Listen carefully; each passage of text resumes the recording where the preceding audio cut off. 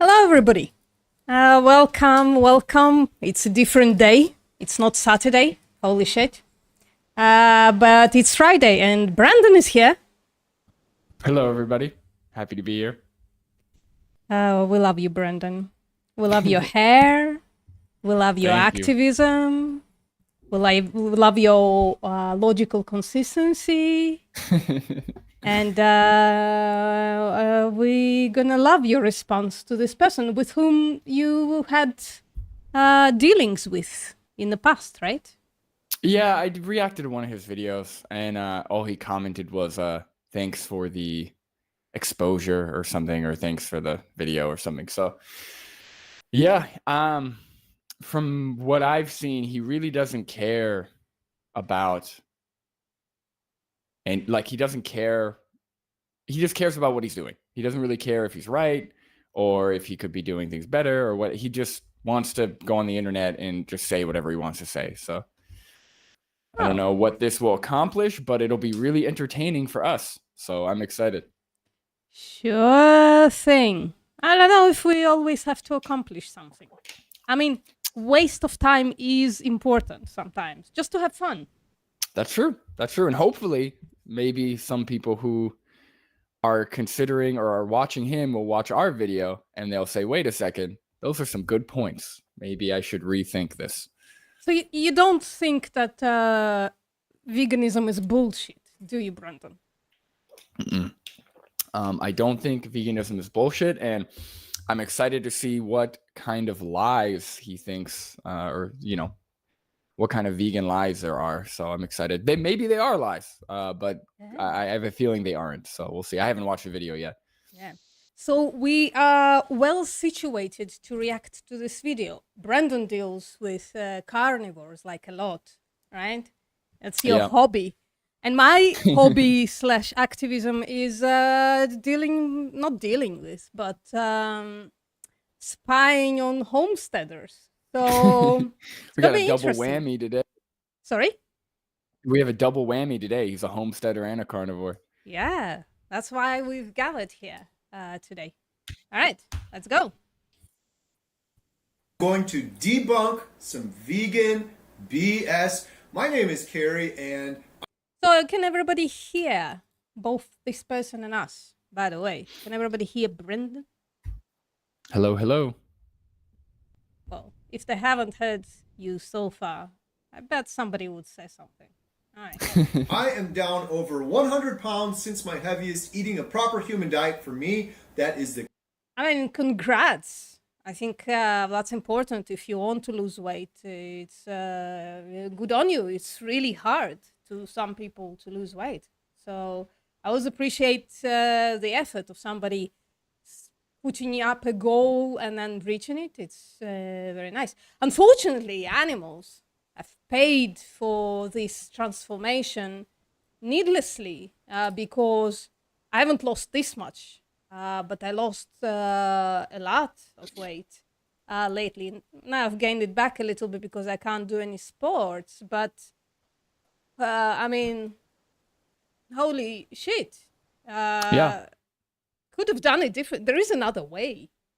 I was gonna say, yeah, you could lose weight on almost any diet. It's just some are like more conducive, some are easier to follow, stuff like that. So like, because I think he went from eating just like he went from a sedentary lifestyle, eating a bunch of processed foods, like, and in this case, they're simple carbs, high calorie, high saturated fat processed foods. So if you're over consuming calories and you're pretty much sedentary, yeah, you're going to put on a lot of weight like he did. And he could have lost the weight on a plant-based diet as well. There's nothing like specific about a carnivore diet that is like better for weight loss. Furthermore, we don't even have any studies on that, even if that could be the case. So yeah, I don't understand this idea of like, oh, I lost weight on this diet, so therefore this diet must be the best. That's not true, right? You could lose weight on many different types of diets. Well, that's not the only thing he claims, Brandon. He also claims that it's a human appropriate diet. What do you have to say about that? Yeah, that's a whole, yeah. He goes into a lot of baseless claims about the carnivore diet for sure. But yeah, it's interesting. I mean, it's cool he lost the weight, but how many animals' lives, how many animals, do you want to be exploited just so you lose 100 pounds? You know what I mean? Like, I don't know. Yeah. The carnivore version of a diet. I overcame a lifelong battle with depression, anxiety. Nice prop. Nice prop. Brain fog, insomnia. I was diagnosed with IBS, sleep apnea. I had arthritis so bad in my foot I could barely step. Did you know sleep apnea doesn't actually go away once you lose weight? It's there forever. Interesting. I didn't know. Yeah, I don't know anything. I don't know too much about sleep apnea. Yeah. There isn't a treatment for sleep apnea. I mean, it could get better, I guess, if you lose weight. But if you got it, you got it. But I mean, the symptoms he's describing are just symptoms of being obese or being overweight, like trouble sleeping, arthritis, what do you say? Anxiety, IBS, mental is health really. issue. Yeah, maybe the IBS, but like a lot of these things probably would have been resolved had he just lost weight eating plant-based. He didn't have to just eat nothing but meat. Yeah. I mean, I had stomach issues when I stopped drinking alcohol. My colon went awry with all kind of bacteria that it wasn't all of a sudden I wasn't getting the food that or the drink that it's used to, right? So beer was my choice. So the bacteria there went absolutely awry. Wow, interesting. And holy shit, I didn't have to eat a steak-only diet. Right. To resolve it. IBS, sleep apnea. I had arthritis so bad in my foot I could barely step down on it. I had my gallbladder removed, my appendix burst. I mean, the gallbladder thing, it's a result of a animal heavy diet, or fat heavy diet at least, right? So on the operating room. Now that it's actually kind of, I don't know, not a good idea to eat fat heavy diet, I think, once you have your gallbladder removed. Yeah, because the gallbladder, its main purpose is to help with fat digestion. Is that right? Yep. So most people don't need it because most people shouldn't be eating a high fat diet, but he's eating probably like what percentage of calories are coming from saturated fat or just fat in general? Probably what, like 30, 40, 50%, something crazy. Well, Chafee claims 80. So yeah, I don't know about that, but but yeah, so yeah, that's a good point. I wonder how that would work. yeah. room table. I had skin cancer on my ear, and Skin cancer. Yeah, I don't know. There's again, he's going to be making a lot of claims that he doesn't provide any evidence for. They're just anecdotal, right? Yeah. So as far as I know, there's no dietary change you can make. I haven't looked at all of the skin cancer research, but from what I'm aware of, there's no dietary change you can make that can cure or combat skin cancer. But it's worse than that. The claim is that skin cancer came from his diet, right? He gained, like he had skin cancer because of his diet, right? Well, he's not explicitly saying that, Yeah. but he's kind of wording it in a way of, when I was eating the way I was eating before, I got skin cancer, and now I don't have skin cancer. So yeah, he's kind of wording it that way a little bit. Yeah. Could be, I don't know. He could be mixing stuff up. And I did listen ahead, and he does mix stuff up. So I'm excited. You could be. I was diagnosed with the TIA mini stroke. Subsequent Brandon? Yeah, I don't know what do you say, TIA mini stroke? I don't know what that is, but again, just losing the weight, like losing the weight will have really positive impacts on your health, right? So the over 100 pounds that he lost could be still, like, the positive effects of that could still be in his life, regardless of the diet he's on, right? It's going to be probably a couple years until he, like, the negative effects of his current diet catch up, because that's a lot of weight. Like, it's a crazy transformation. Yeah. So that's going to improve your health. Yeah. So TIA is transient ischemic attack. Okay. Sounds bad. Yep. It is. It's not nice. Subsequent testing later showed I had congestive heart failure. I was on. And then you run towards a diet that has the most increased risk of I don't know, CVD and stuff like that. Yeah. So so if he already had congestive heart failure, now again, he's just saying stuff, so it's hard to know what's true or what's not. But if he had congestive heart failure, the weight loss will help for sure. But I mean, that doesn't go away, right? You still have, plaque in your arteries. You're still going to have whatever you have going on with your heart, and a high saturated fat diet, high cholesterol diet is not going to help with that, just based on the research. Yeah.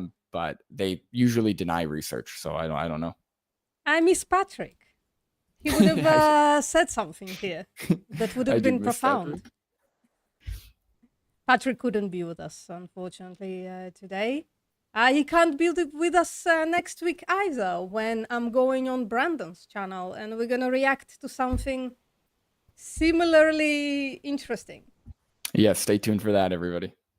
All sorts of heart medications and statins, and I've had an irregular heartbeat since birth.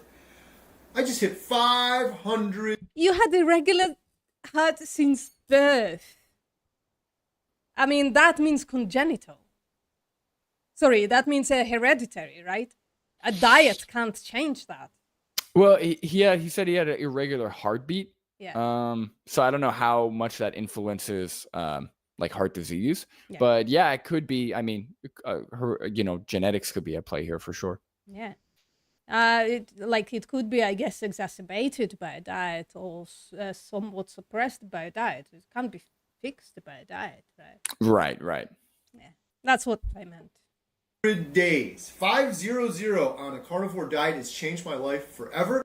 500 days on a carnivore diet. But that's like a year and a half. Yep. More or less. So. Do you think he's well, it's here in 3 months. Do you think no? A year and a half. Yeah. Do you think he's gone through the diarrhea phase already? Well, again, I mean, the weight that he lost, it had to take him at least, 3 to 6 months to lose that weight. So, I mean, if you think about it, for the first 6 months, maybe longer, again, I'm just speculating. So, for the first 6 months or longer, he was losing weight. So, again, as you're losing weight, like there was a guy who went on the Twinkie diet and he lost weight the entire time. Like he lost weight by eating nothing but Twinkies and his health markers improved, right? So, that doesn't mean Twinkies are an optimal diet. It just means that weight loss has really positive impact on your health. So if he's losing weight almost the entire time he's on the diet, then you're really not going to see any negative health impacts. Now, he probably had to deal with like the issues you have when you change your energy source from carbs to fat. So he probably had to deal with those symptoms. He probably did have to deal with some diarrhea stuff. But again, if he was having so many problems before, it's hard to, like we're not comparing somebody who's eating a healthy plant-based diet and then went to a carnivore diet. We're talking about somebody who was really unhealthy prior and then switched to nothing but, probably like, I don't know, grass-fed cuts of meat, which again, may have been better health-wise than what he was eating before. But again, it's all focused on diet. Like this really, I find that the people who are really dead set on the carnivore diet really don't like talking about ethics. They don't like talking about moral positions or anything. They say it's a proper human diet, doesn't matter. So yeah. So it's going to be interesting what he has to say about veganism and how we lie about what, I wonder. Do we lie about ethics? No, it's going to be all diet claims, probably. Yeah, probably. I am on 0 medication. Bye-bye to all of this medication.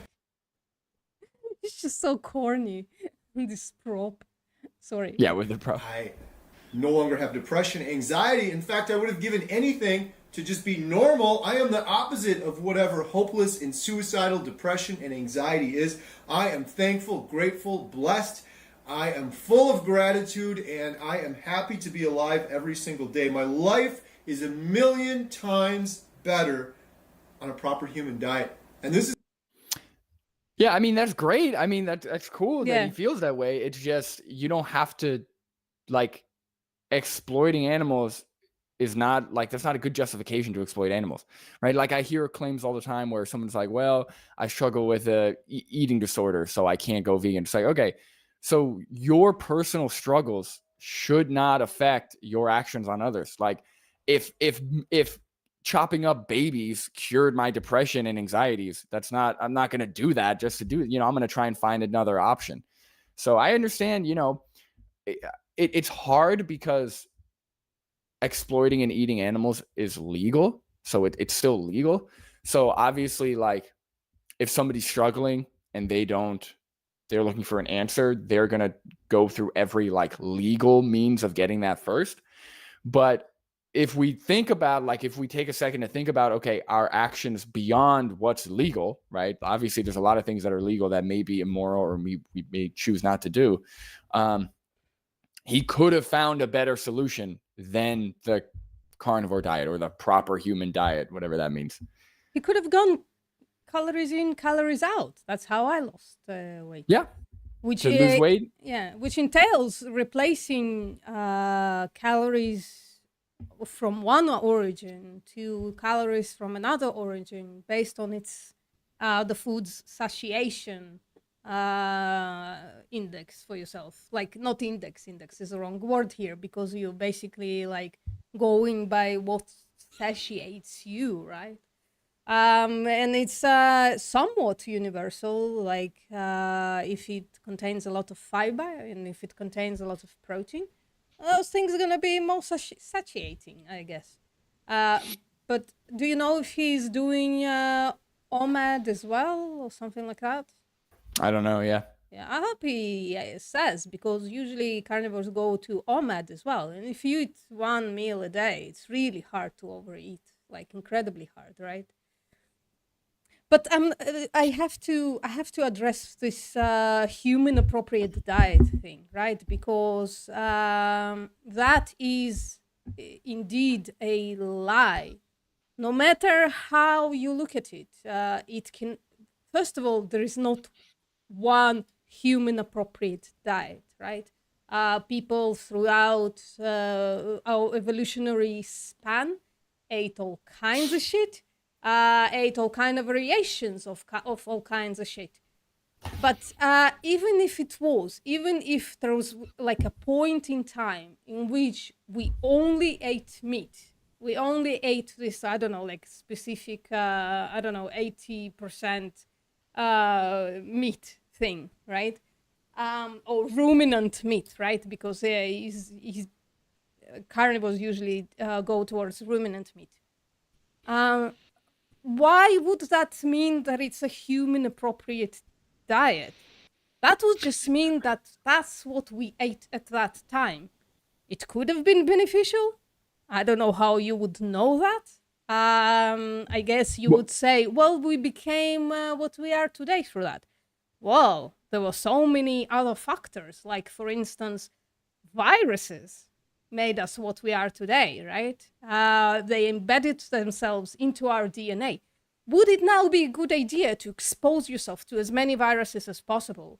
Yeah, or the environment that you were in, like people with darker skin were in sunnier environments, people with lighter skin were in colder environments. It doesn't mean you should just be out, like it doesn't make a difference.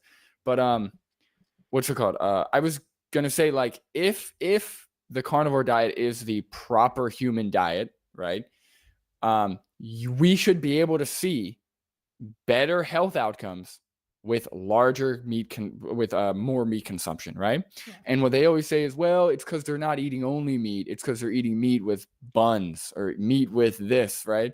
It's like, okay, then how come when we take the meat out there's better health outcomes, but when we add more meat the health outcomes get worse, right? So like you should be able to see, right, like reasonably, that if eating red meat, right, fatty red meat increases health outcomes as the proper human diet, we would see better health outcomes, and we just don't, right? Say what you want about epidemiology, but just reasonably, like intuitively, right? If you're saying that X is better for your health, you should see better health outcomes when X is consumed, and we just don't. We just don't see that, and they don't have any evidence for that. So Well, like they're just. Well, ahead, Brendan, I would say, well, there was no study on 100% carnivore diet.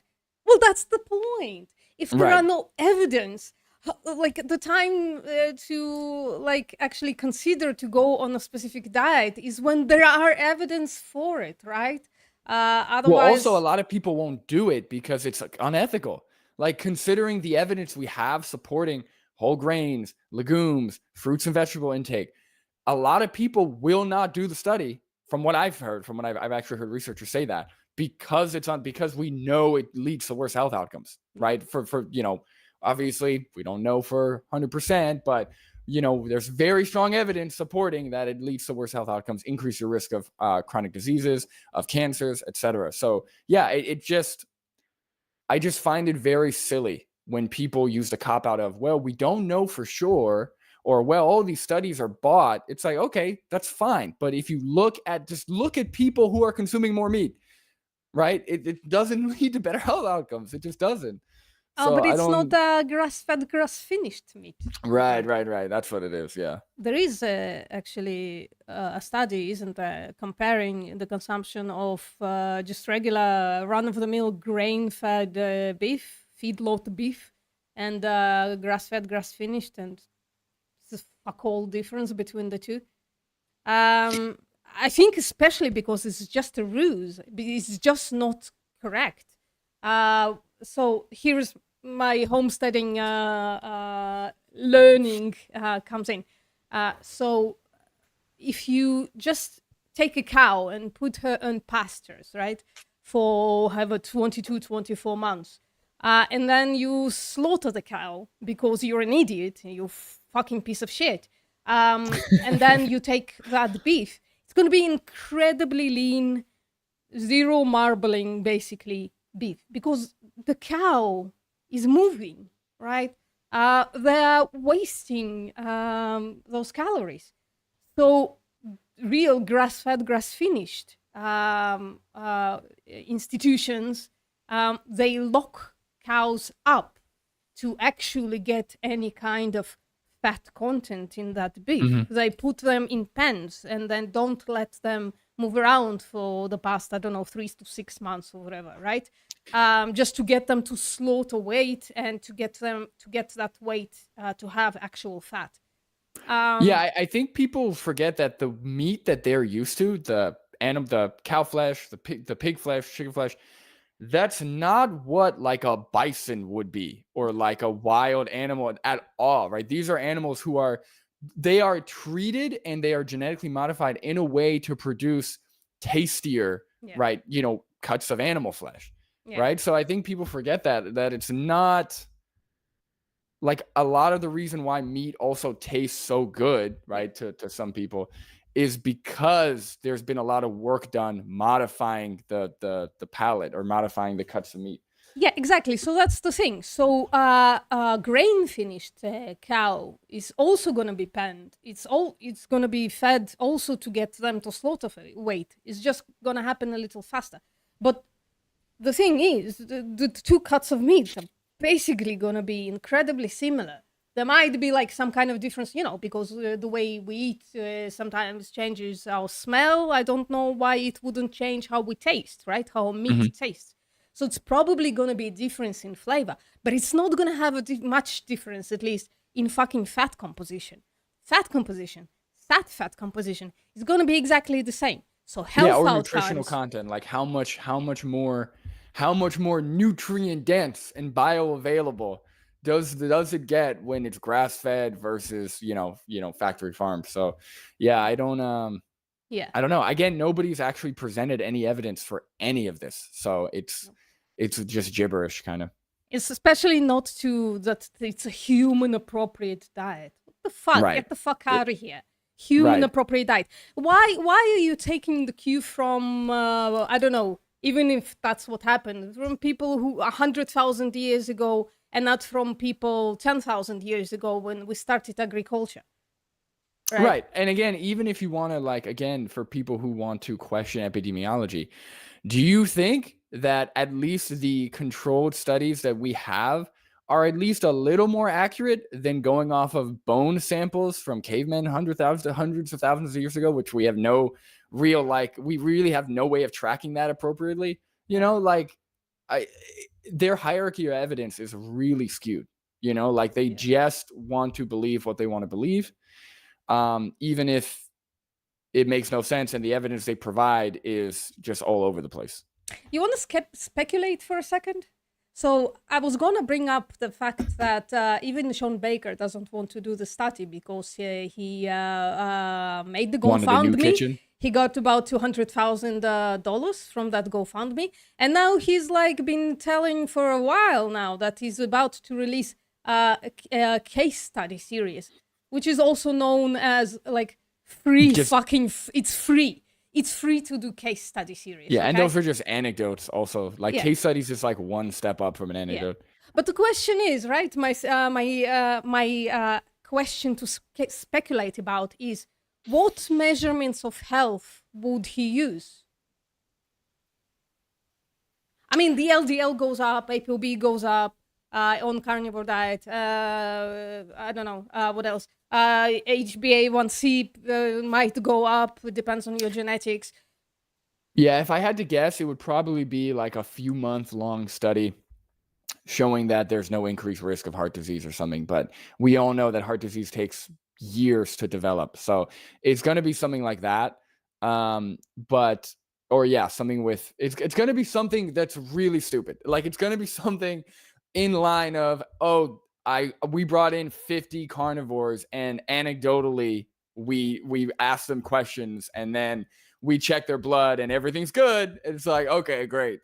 Great. Yeah, it's going to be something really silly. So I don't know. Something more silly than a case series for $200,000.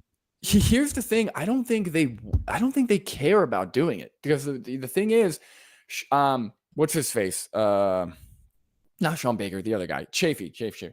Anthony Chafee is getting massive donations on Twitter and on streaming, giving giving diet advice. Sean Baker is doing fine. He's got tons of subscribers. He's getting tons of views. So like, that's the problem with this, is regardless of the science, people still are interested and they follow these people and they give them money. So they don't really need it. Like, they don't, like, unless you have like a real strong pursuit in science, which we know these guys don't, because otherwise they wouldn't be following this diet. I don't see the motivation. Like, I don't see why they would. They're making plenty of money just fine. Yeah. This is the way it should be for everybody.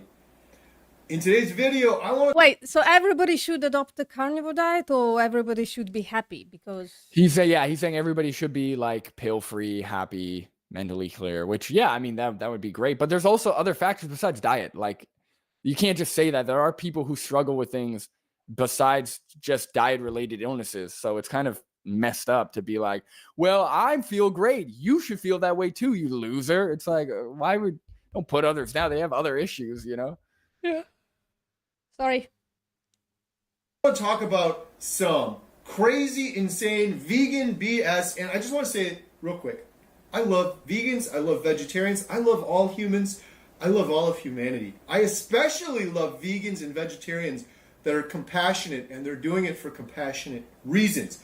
However, the truth wait a second. matters. Hold on. So he recognizes that there is compassion within vegetarianism, veganism, right? Obviously veganism, but so he does acknowledge that there is compassion. So what's his position? So, okay, so if our position has compassion in it, what does his position have compassion? Does his diet have compassion? Because if so, that seems a little contradictory. I don't know. So that's he kills animals. He kills animals. So right. What else? Right. Yeah, I don't know. That's a weird claim that he just made. Yeah. I have a hypothetical brewing in my head. I might bring it up later. Okay. I will only speak the truth, and I will forever speak the truth. And that's why I can get on this video I'm doing right now, and I don't edit, I don't prepare. I'm not looking at notes. I have a couple of vegan arguments here, comments that I'm going to read, but I didn't even prepare for this. That is the power of the carnivore brain, and that is the power... Wow, he's got no notes and he speaks the truth. He's a superhero. Of telling the truth. I'm just going to subconsciously tell you what's on my mind. Wait, he's going to subconsciously tell us? How? Hold on. This guy isn't as smart as he thinks. He's like, I'm going to telepathically tell you what's on my mind. That's funny. That's funny. Yeah, maybe he should have taken some notes. Maybe he should have scripted it a little bit. That's the power of the carnivore brain.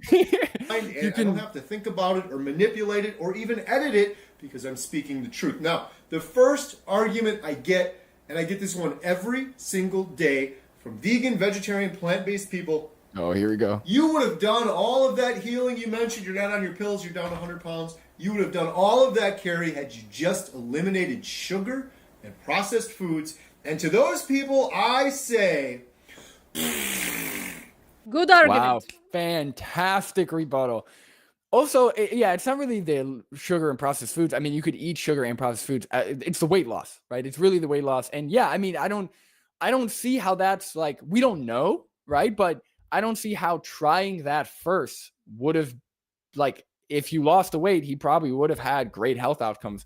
Probably long-term better with a plant-based diet because it's science supported or evidence based. But yeah, I don't think is a good like rebuttal to that claim. And by the way, I wouldn't, I don't know, I don't want to represent all vegans. I wouldn't say just eliminate processed foods and sugar.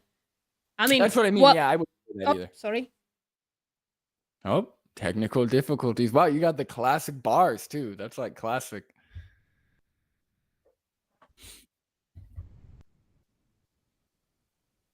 One sec.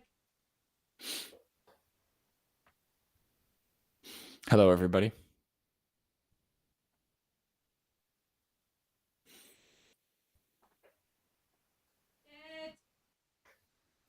Take your time.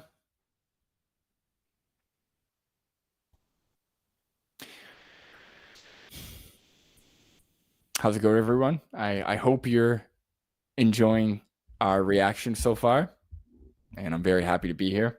I can't see the chat. I used to I used to have my phone next to me, but now I'm using my phone as my webcam, which works pretty well, surprisingly. So I can't see the chat.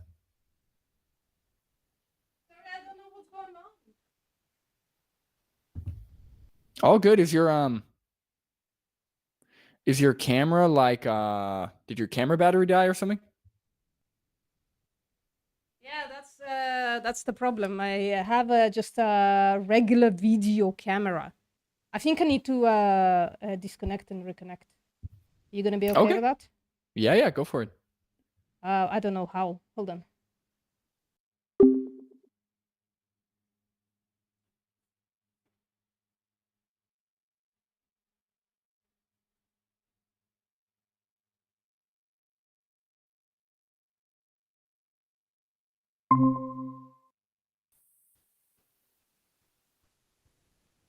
No, no camera. Still.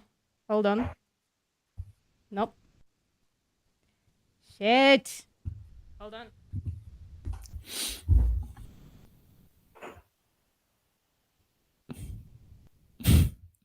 I'm just reading the chat here. Somebody said the power of the carnivore brain is literally fart noises? Question mark.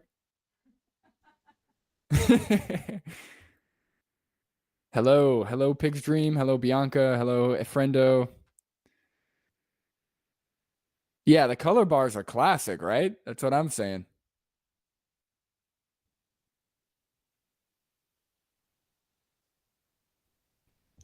Yeah, Bianca, I agree. They always do say they love vegans. They always start with, I love vegans. How's life as a married man? It's more or less the same. I would say it's pretty sweet, but it's it's more or less the same. Can you hear me? Brandon, can you hear me?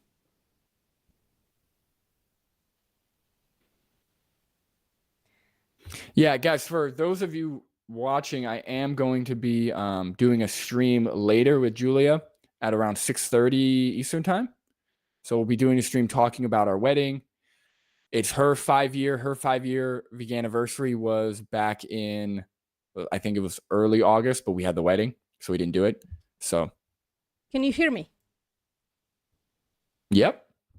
Yeah, okay. Yeah. Jesus, you couldn't hear me for a second there either. Jesus Christ. Yeah. There you go. Fuck. I'm so sorry, guys. I hope you didn't panic too hard. It is the camera that I'm using. It's not like a webcam or something. It's just a like a really expensive camcorder. It just runs out of battery and I need to connect it. And I don't like leaving stuff connected all the time because it kills the battery. But I don't know. Anyways, really sad. Well, we're happy to have you back.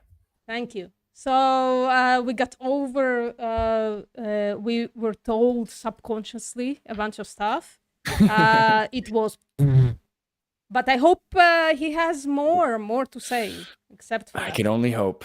Yeah.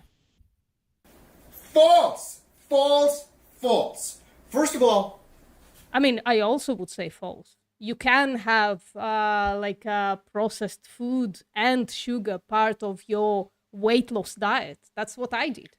In fact, in the words of Patrick, any food can be part of a healthy diet. In fact, some UPFs, I increased some UPFs on a weight loss diet because it just was more satiating to me to eat seed oils that I didn't eat as much before. But yeah, and also cutting out sugar or processed foods doesn't automatically lead to weight loss. He could cut out sugar or processed foods and still gain weight or still not lose weight. So yeah, it's really the weight loss that he needed. It's not like a specific food that he needed to cut out. And that's the unfortunate things that can't sell books, right? It's just saying calories in, calories out, and replace non-satiating food with a lot of calories with satiating food with fewer calories.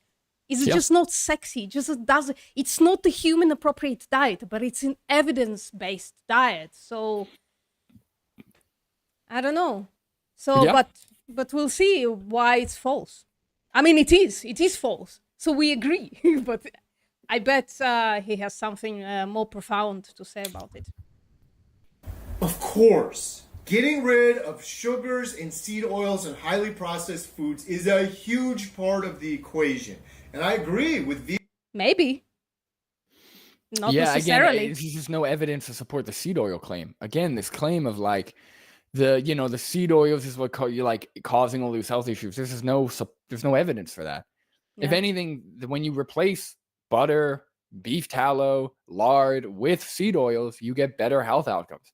So again, I don't know what this is based off. But here's the thing: he equates health outcomes with losing weight, which is conditionally true, right? You by losing weight, you improve your health outcomes, right? Yeah.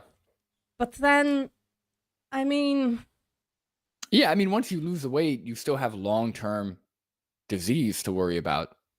Stroke, heart disease, cancer. Like, obviously losing the weight is great, but he's young.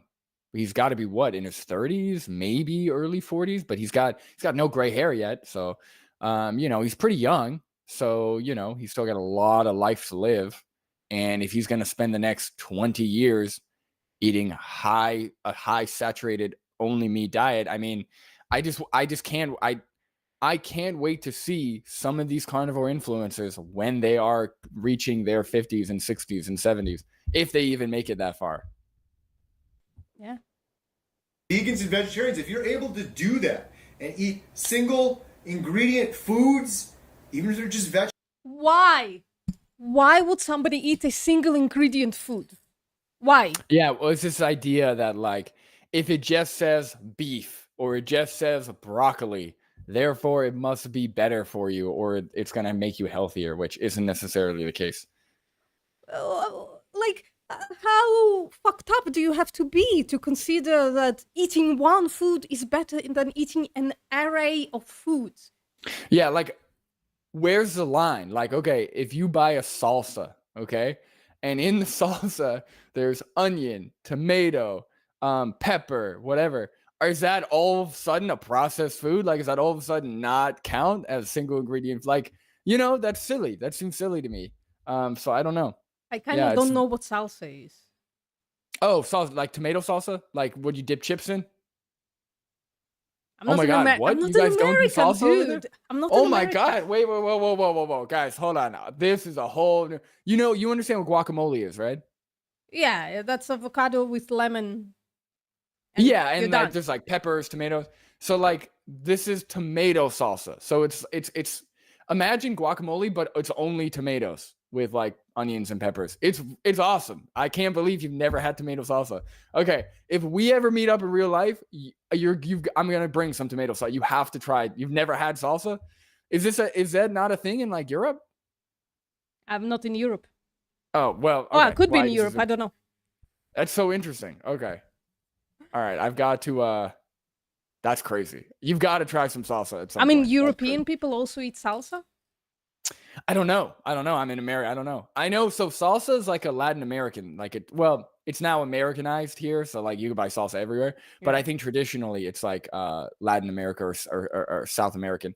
And you dip your chips in. What's wrong with just eating chips? You dip corn chips in it. So here's the thing. I'm a bit weird. Me and sauces don't speak to me as much as other people. I like my food on the dry side. It's kind of weird, I know, but No. Here's the thing. I'm not a saucy guy. Like, I like food on the drier side as well. Like, if there's too much sauce on something, it makes me a little nauseous. I'm not a big fan of it. But salsa is like chips and salsa is like amazing. I can't believe you've never had it. All right. You've got to find some. And I guess it cuts down calories. If you eat chips and salsa together, you eat less chips and more like it's low calorie, right? Salsa? And salsa is low calorie, but you end up eating more of it because the salsa is so good. Like, the salsa is so good that you end up getting more and more chips just to have the salsa. There you go. You just proved the point. that just cutting out UPFs and sugars wouldn't necessarily decrease calories in, and therefore wouldn't instigate necessarily weight loss. Because you could eat like a lot of low-calorie food. Right, that's true. Although the chips part isn't okay. I wouldn't eat salsa by itself. So, but yeah, I know what you're saying. I mean, you can. I don't know. There are like calorie dense non-UPFs. So yeah, like meat is not considered to be UPF. It's incredibly calorie dense. Yeah, or potatoes. If you eat a lot of potatoes, I mean, it's going to be hard to keep your calories low enough to lose weight. Yeah. I'm going to get hungry. Vegetables, that's 1,000,000 times better than the majority of humanity eating processed garbage on the standard American diet. It's a part of the equation. But I get these people and they're saying it, they're so convinced. That's the only... Because it's the truth. You don't have to go on a carnivore diet to lose weight. He's kind of, I don't want to say he's like, this is an overused term, but he's kind of gaslighting people. What he's saying, like, these people come in and they're so convinced that what they're saying is right, but no. It's like, okay, but that's what you're doing. Like, that's literally what you're doing, except the people who are like, now I don't know, I can't speak for any specific claims, but the claim that you could have lost weight and improved your health on a plant-based diet, that is evidence-based. That's not like, we're not just saying that, right? There are studies that show good health outcomes on a plant-based diet. So we're not so convinced. We're just, that's where the evidence is. So there's no evidence for the carnivore diet. Yeah. And again, morally, like, I'm not going to go outside of my moral values just to try something. You know, I'm not going to kill a human and drink their blood just in case. Maybe it'll give me a boost of iron or something. I'm not going to do that. Yeah, exactly. Alpha Karos, I have to address your point once more. I have to stop everything and address your point. Yes, potatoes are a high-calorie food because for 150 grams, which is a tiny potato, which is about the size of my fist, like small, half the size of my fist, they're about 250 calories. So for a person like me, eating a small potato, it's come and go. If I'm in a period of losing weight, I would go lower on potatoes and higher on things like tofu, which is more satiating and has more protein and other stuff, and it's less calorie dense. So yeah. You know, Pig's Dream said VPM lives on the moon, and for some reason, I can kind of picture you as like an astronaut or something. Like, I could kind of picture you like living on the moon. That's kind of funny. That's really, really funny. I don't know why that like is like really fitting for some reason. Yeah. I don't know why. Is it because I'm a badass? Maybe, yeah. Or also like your backgrounds, usually it's like blue and kind of like spacey. I don't know, but it's like perfect. Wait, what color is it on? It's orange, isn't it? On Mars? On Mars, on yeah, the Mars moon, is orange. This time I'm claimed to live on the moon. So what color is it? Like light blue? Yeah, like that's perfect. Wow, that's like, that's it. That's technology, mate. You're in space now. The only reason it is not. The reason I know this is because I know my body, and I know my body more than you do. Oh, Jesus. Oh, my God. This is it. So he doesn't provide any actual evidence for why a plant-based, he couldn't have done this on a plant-based diet or even on an omnivorous diet. All he says is, I know my body. What the fuck does that mean? What does it mean to know your body? I also know my body. You can say I know my body intimately. What the fuck does that mean about a fucking diet? Look. I know my body, and when I say I need your child's feet, I need to grill your child's feet and eat them right now. I'm telling you, I know my body. Don't try and tell me that that's wrong or that I don't need to eat children's feet. All right. And how is his body different from my body? If your body needs meat, why does my body doesn't need meat? Yeah, well, there's this, they like to make this claim of like, well, not every diet fits every person, like everyone's different. But again, if you look at patterns in nutritional science, that's really not true. Like, yes, some people might have food intolerances. Some people might have allergies. Some people might prefer different foods.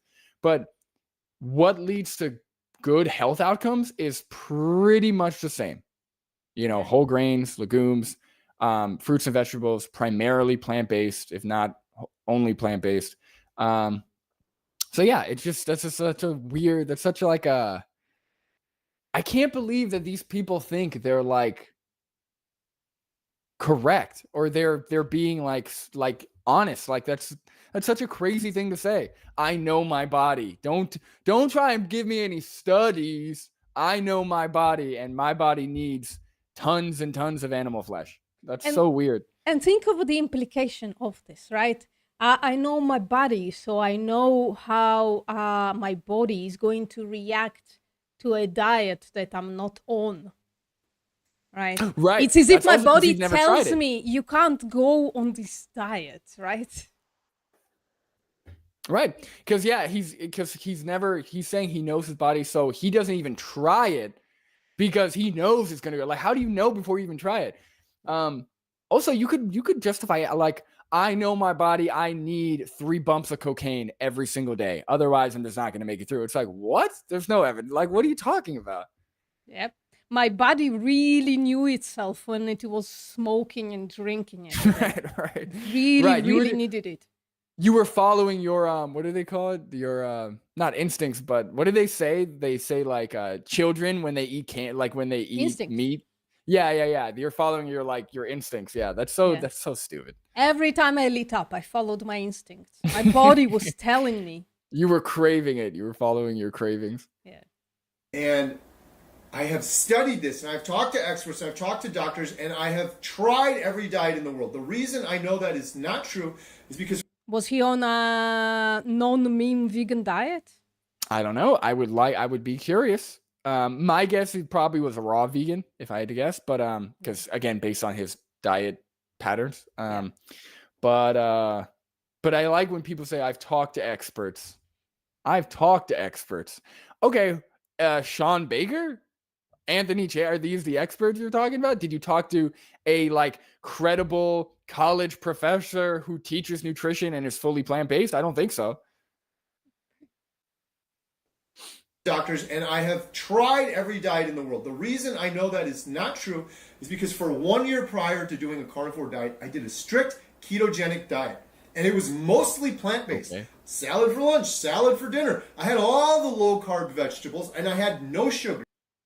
Okay, so he did a keto diet, plant-based. Okay.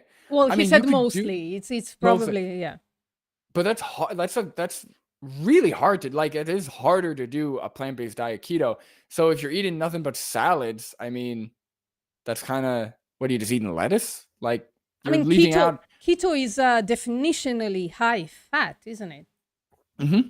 I mean, maybe not definitionally. I mean, it's low carb, but if you replace carbs, your protein kind of stays the same, right? Right. You have to if you're taking out carbs, you're replacing it with fat, pretty much. Because that's your energy source. But I just want to know what he was eating. Like, that seems, you're leaving out all of the health promoting foods, whole grains, beans, fruits. Like, you're leaving out a huge chunk of health promoting foods.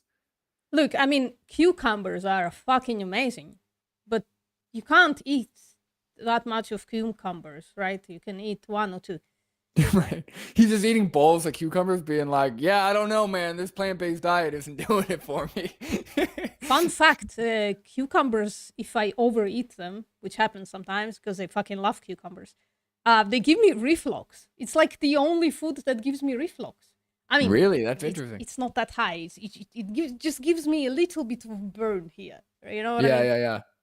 Never to a point where I need to medicate or something like that. Right. Salad for lunch. I guess my body is weird and different from everybody else. Right. Based on your reflux reaction to a lot of cucumbers are bad. Cucumbers are unhealthy. It's not part of the human diet, the proper human diet. We should eat a steak, Brendan, because cucumbers are bad. Salad for dinner. I had all the low-carb vegetables, and I had no sugars. And I had no processed garbage. I cut all of that out. And I did that for a year. I still had depression. I still had horrible IBS. My stomach was always hurting. I was farting 500 times a day. I mean, well, dude, if you're eating nothing but salad and vegetable, I mean, that's a lot of fiber, which you're probably not used to. And you probably weren't eating enough calories. Like, you still got to eat enough to feel good. I bet he's omitting a huge amount of animal products, Brandon. Come on. Probably. Yeah. But also, like, nobody promised you that your diet is going to fix the depression or IBS. That's true. Just take antibiotics, dude. Just use antibiotics to get rid of IBS. Like, I guess not get rid of IBS. You can't get rid of IBS, can you? We don't have enough. I'm not familiar with the science, but yeah, I mean, you could treat your symptoms other ways. You could treat your symptoms through diet. You could treat your symptoms through medication.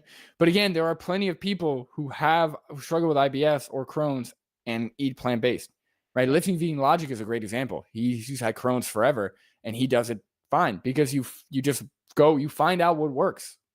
Yeah. Oh, and Bianca says no, antibiotics don't work on IBS. They rather cause it. Interesting.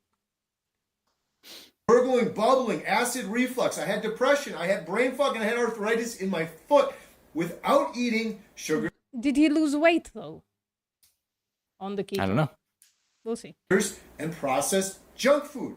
I tried it and it didn't work for me. I know without a doubt getting rid of sugar and processed stuff is a huge part of the equation. But what really did it for me was. But this is a straw man. This is a straw man. I don't know. Like, maybe there are vegans somewhere out there that say if you reduce UPFs and sugar, then you're gonna be fine, right? I don't know any who says it. Feels like a straw man. Do you know anybody who says that? He's making an assumption about like plant-based diets, based on like some comments. But when we're talking about, because we're not even talking about vegan, we're just talking about plant-based diets here. I have not heard any like evidence-based plant-based nutritionist or dietitian or any researcher recommend cutting out all sugar or cutting out all processed foods. I've never heard that, right? I know that there are some that are really heavy on whole foods, like Dr. Greger or something like that, but Dr. Greger promotes fruits, right? We should be eating carbs, right? So there's nothing. So again, he was following a diet that is not supported by the science. There is I haven't seen any good research showing that, yes, you get better health outcomes when you cut out all sugar and when you cut out all processed foods. I haven't seen that. And if there is a study like that, please, I would love to see it. Yeah. This is where I replace Patrick and say, there are some ultra processed foods that are actually good for you. Yes, that can lead to better health outcomes. And again, the ultra processed thing, it's more like it's fear mongering. Because again, you could have like something made up of 15 different ingredients, but all those ingredients are health promoting, high in fiber, low in saturated fat, that would be better for you than just eating beef, which is the one ingredient food that's magical, you know? Yeah. And aren't there UPFs that are like one ingredient? Isn't my pea protein just one ingredient? Fucking pea protein isolate. Yeah, that's a good point. That is also I don't know the differentiation between processed and ultra processed, or if they're the same thing. But that would be a processed food, pea protein. Yeah. Yeah. And it just to reiterate, it has amazing health outcomes because you take in protein in its most bioavailable form, and it is in most bioavailable form because it's liquid, right? And you don't take in anything else with it. No calories, extra calories, except for the calories of protein. Well, there is a little bit of fiber and carb in there, right? So a little bit of carb fiber, so a little bit more calories, but no sat fat. Amazing. Yeah. Just good. Was eating the fatty meat. People don't like to hear that, especially vegans, vegetarians, but I will speak the truth. There's people out there that are hopelessly suffering like I was, and this was the key. Not just eliminating sugar. I mean, again, just going from one meme diet to another, and then achieving some goals, right? We're not going to erase the goals that he achieved. He lost weight. As a result of losing weight, he overcome a few things. As a result of making a mono diet, he overcome his IBS. Probably it's just nothing triggering his IBS. If he like goes back to I don't know, not eating a mono diet, it's probably he hasn't cured IBS, right? Sounds, I could be wrong, but sounds like he's a relatively new homesteader, right? So he changed his life, his entire life. Moving to a homestead, it has some benefits, right? You are kind of in nature. You spend some time with animals, and animals are like amazingly soothing to people, right? Ask the people who are participating in like horse therapy. Not that it's moral, but it happens.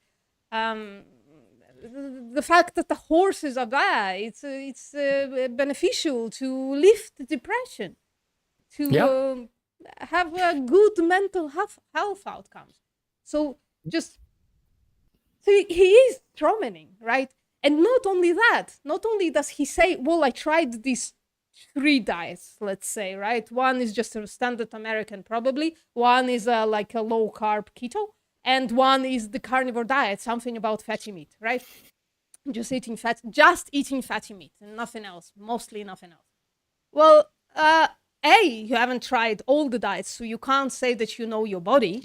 Well, actually, and B, you can't. Words, sorry, if I can finish. And B, you can't extrapolate it to the entire population, right? So, sorry. 100%. I was going to say, per his words, he's tried every diet in the world. He did say that. He said every diet in the world he's tried, which obviously we know that's not true. But yeah, I don't. What's so interesting is, if you call them out and ask for evidence, they say, no, this is just my experience. This is just my anecdote, right? It's my experience. But then in their video, he says, I know this without a doubt, okay? If it's an anecdotal experience, right, you don't know without a doubt, right? Even researchers, even people who conduct studies on like large studies, long-term studies, don't know without a doubt. Right? So you're telling me that you know without a doubt that all of these things are true, and then at the same time don't provide any evidence supporting your truths because it's just your anecdote, right? Yeah. So which is it? Do you know for 100% fact, or is it only your experience? Because it can't be both, right? It's just, this is not adding up. I'm not confident in that. Yeah. And this thing is he's now making himself into a hero, somebody who's trying just to cure people. Right. He's like, I know there are people suffering out there, and I'm going to speak. He sounds like a politician, kind of. He's doing this thing where it's like, you can trust me because I speak the truth. It's just like rhetoric. Yeah. Sugar and processed foods, eating the fatty meat. I believe I was deficient in cholesterol. I believe when I ate that fatty meat, it... Oh my God. Okay. Oh my God. Like, this is what I'm you almost get a glimpse of like, okay, this is like a normal anecdote. And then they say stuff like that, which is like, okay, this isn't just a normal anecdote. You're making claims that make no sense and aren't supported by anybody ever. Show me one legitimate researcher or study that would tell you could be deficient in cholesterol. It doesn't happen. It's not a thing. Your body produces the cholesterol it needs. You don't need dietary cholesterol. It's just so strange. It just feels like there's like a fort made out of fallacies, and one fallacy leans on another fallacy, right? So there's this fallacy that we need cholesterol to live, which is true, and therefore we should eat cholesterol, which is a fallacy. So you go to that fallacy, and from that fallacy you go, well, cholesterol is actually good for us, right? over than no over that, just like it's you need it's some amount of cholesterol to survive, right?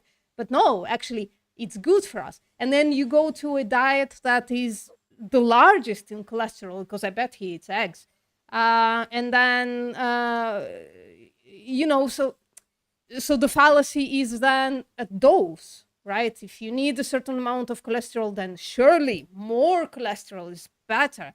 And because I didn't have more cholesterol, the most cholesterol, I was cholesterol deficient. Is there a test for, I guess there is a test for cholesterol deficiency? Is there such a thing? No, that's the thing. As far as I know, like maybe there's some kind of birth defect or genetic condition or something. But as far as I know, again, your body produces the cholesterol it needs. So you do need cholesterol, but I've never heard of anybody like not being able to, or like needing to consume cholesterol. Maybe they have some kind of medical intervention if you have issues with it. But yeah, it's not a dietary intervention. And also, yeah, they make a lot of assumptions. Like you said, they'll start with, oh, your brain needs cholesterol to function.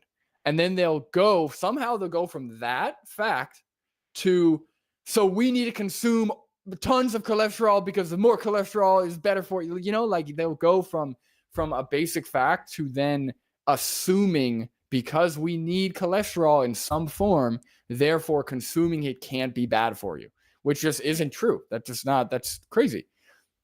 Yeah. That's like me saying, hey, we need water, so chugging 4 gallons of water should be fine. That's not true, right? You can have health outcomes or health consequences from drinking too much water, right? These things have to be studied. Yeah.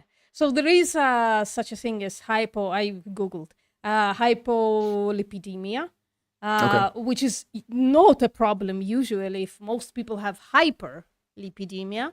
And what causes that? A rare disorder that runs in your family, malnutrition, not eating enough, not eating enough healthy foods.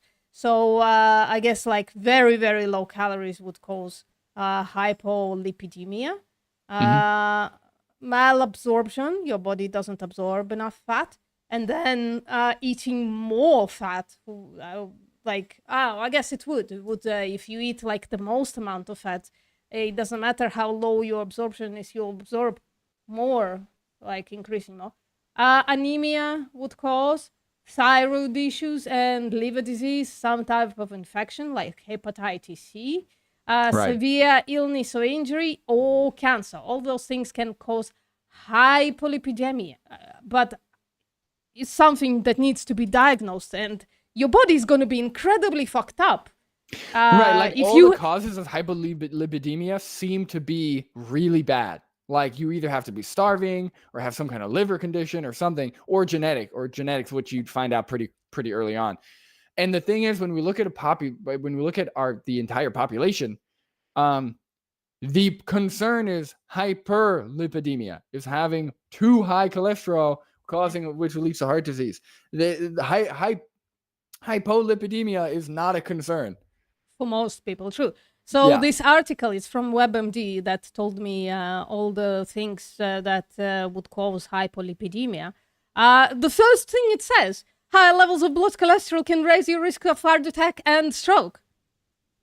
Yeah, there's like a disclaimer being like, hey, don't worry about this. You worry about the other thing.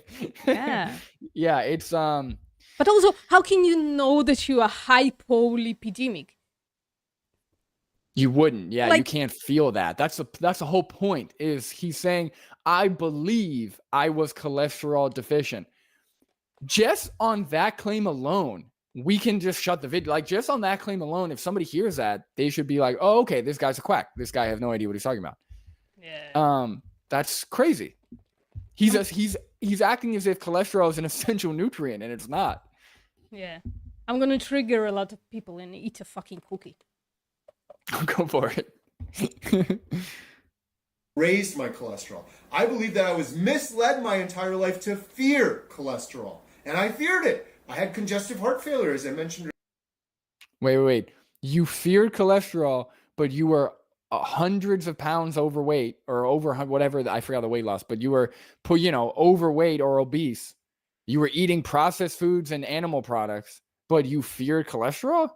I mean, there's a difference between fearing cholesterol and actually like doing something to avoid it. So yeah, you might have been afraid of it because you knew it was increasing your risk of heart disease. And you had congestive heart failure. I don't know. So I don't really understand what his point is.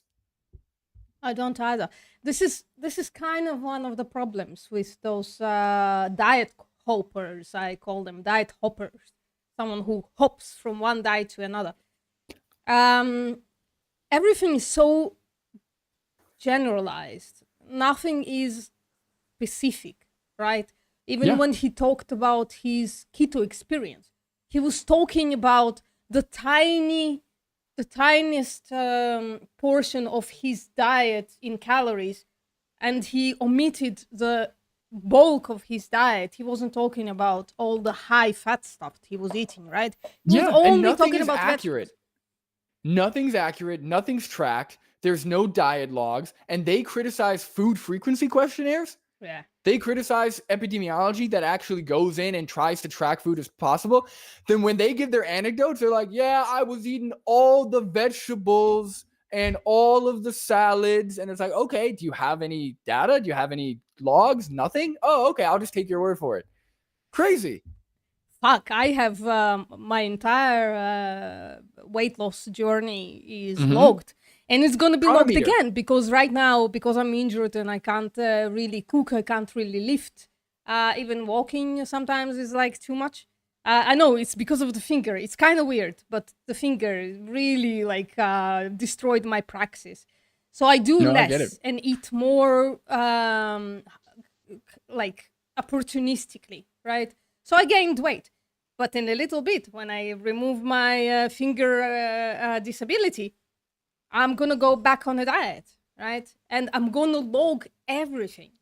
Yeah. So now I can open Chronometer and I can show you what I ate on a diet on which I lost a lot of weight, not as much as he did, but a lot of weight in a very short amount of time.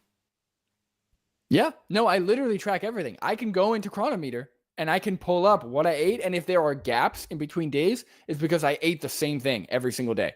So like I can show you what I'm eating at least more reliably than I guarantee most of these carnivores who said they went vegan or who said they, did a different diet. It's just crazy. Yeah. So now when he's talking about entire life to fear cholesterol. He's talking about fearing cholesterol. He doesn't say when he feared cholesterol, right? Supposedly it's before his keto diet. Like how difficult it is to do a keto diet, even a vegan keto diet, without consuming cholesterol. Well, he's trying to frame it in a way that like when I fear cholesterol, I actually got heart disease. Now that I don't fear cholesterol, my health is improving. That's what they do. They frame it in a way to where like the problem, the cause of heart disease is not consuming it not consuming cholesterol or fearing saturated fat. Yeah. And that's just not true, right? But he's framing it that way. But what's it called? He was most likely, if he was, when he was overweight, he was most likely consuming a high saturated fat, high cholesterol diet. But there's probably high sugar, high calorie, right? Right.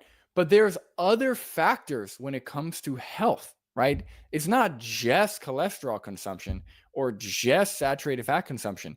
There's genetic factors. There's your lifestyle, whether you're sedentary or you're active. There's the amount of fiber you eat, the amount of antioxidants you get from fruits and vegetables. There's like so many things. So let's just say his cholesterol intake wasn't that high, right? Or his saturated fat intake wasn't that high. He could have other factors influencing his health in a negative way. Being overweight, right? If you're overweight, you can, I would assume you can eat like a lower cholesterol or lower saturated fat diet, but still have worse health outcomes. Yeah. So yeah, I just don't know what he's saying, dude. I would also need proof that he doesn't have heart disease right now, because as we are familiar with the carnivore community, they do have heart disease. They just disregard it as bullshit. Right. They're like, yeah, my cholesterol is 500, but it's cool because cholesterol is not bad for you. It's like, okay, well, Well, he could say, I didn't have another TIA, or I didn't have another heart attack. Well, that's an acute event as a result of your heart disease, right? Of long term, yeah. Yeah. All right. And I feared it. I had congestive heart failure, as I mentioned earlier. I've had an irregular heartbeat my entire life. Much of this medication was heart medication, so I didn't want to clog my arteries. When I got that fatty meat, my hormones balanced. My testosterone. Did he get a blood test? Does he have a before and after blood test? Does he have anything to support that claim? But what do hormones have to do with heart disease? Is there even any kind of a connection? I'm not sure, so I'm asking actually. No, I think he's saying that the cholesterol, the lack of cholesterol was leading to a hormone imbalance. Oh, okay. And the thing is, so I am from, and I could be wrong. Again, I will say I don't know without a shred of a doubt, so I could be wrong. But I do believe that you do need a healthy level of fat intake in order to, for your hormones. Yeah. I have heard of people having hormonal issues because they weren't eating enough fat. And enough calories. That's also a big thing. So if you're not consuming enough fat, or if you're not consuming enough calories, you can have hormonal issues. But that's not the cholesterol, right? Oh, what is that? Vitamin D. Every time somebody makes hormonal claims online, I remember to take vitamin D. Okay. So yeah, that's the thing is, you know, to say anecdotally that after you ate more cholesterol, your hormones balanced and your he's about to say his testosterone shot up. Was there a blood test? Do you have the results of before and after? Or are you just going off of how you felt? Because last time I checked, it's hard to feel your hormones balanced. I don't even know what that would look like. Yeah. So yeah, I don't know. I have a hypothesis. I think there is a lot of correlation between being an American and being on a carnivore diet.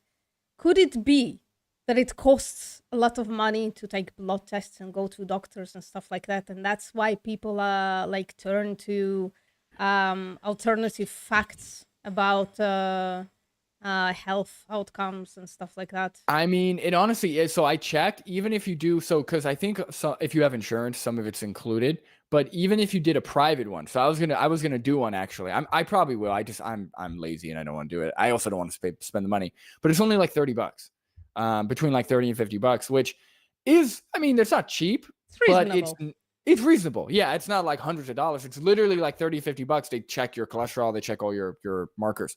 So if you're really interested, like clearly this guy's very committed to fixing his health, he could have done that, right? But I truthfully think, again, at the end of the day, they don't really care about what's actually true. They care about what they think is true. Yeah. And that's it. That's how he's able to. It's literally feelings over facts. Right. Yeah, no, literally, yeah. When I got that fatty meat, my hormones balanced. My testosterone went up. My sleep improved, which is a downstream. I mean, losing weight would shut up your testosterone, wouldn't it? I haven't seen the research, but I would guess so. Yeah. When you lose weight, almost all of your health markers improve. Yeah. So. Except if you go on carnivore and then your lipids are gonna get more fucked up. No, but even with that, I don't know if while you're losing weight, I don't know if your cholesterol would be higher. That would be interesting. Yeah, I don't know. Oh yeah, I understand what you're saying. Like once you are in a caloric deficit, maybe cholesterol just goes down. Right.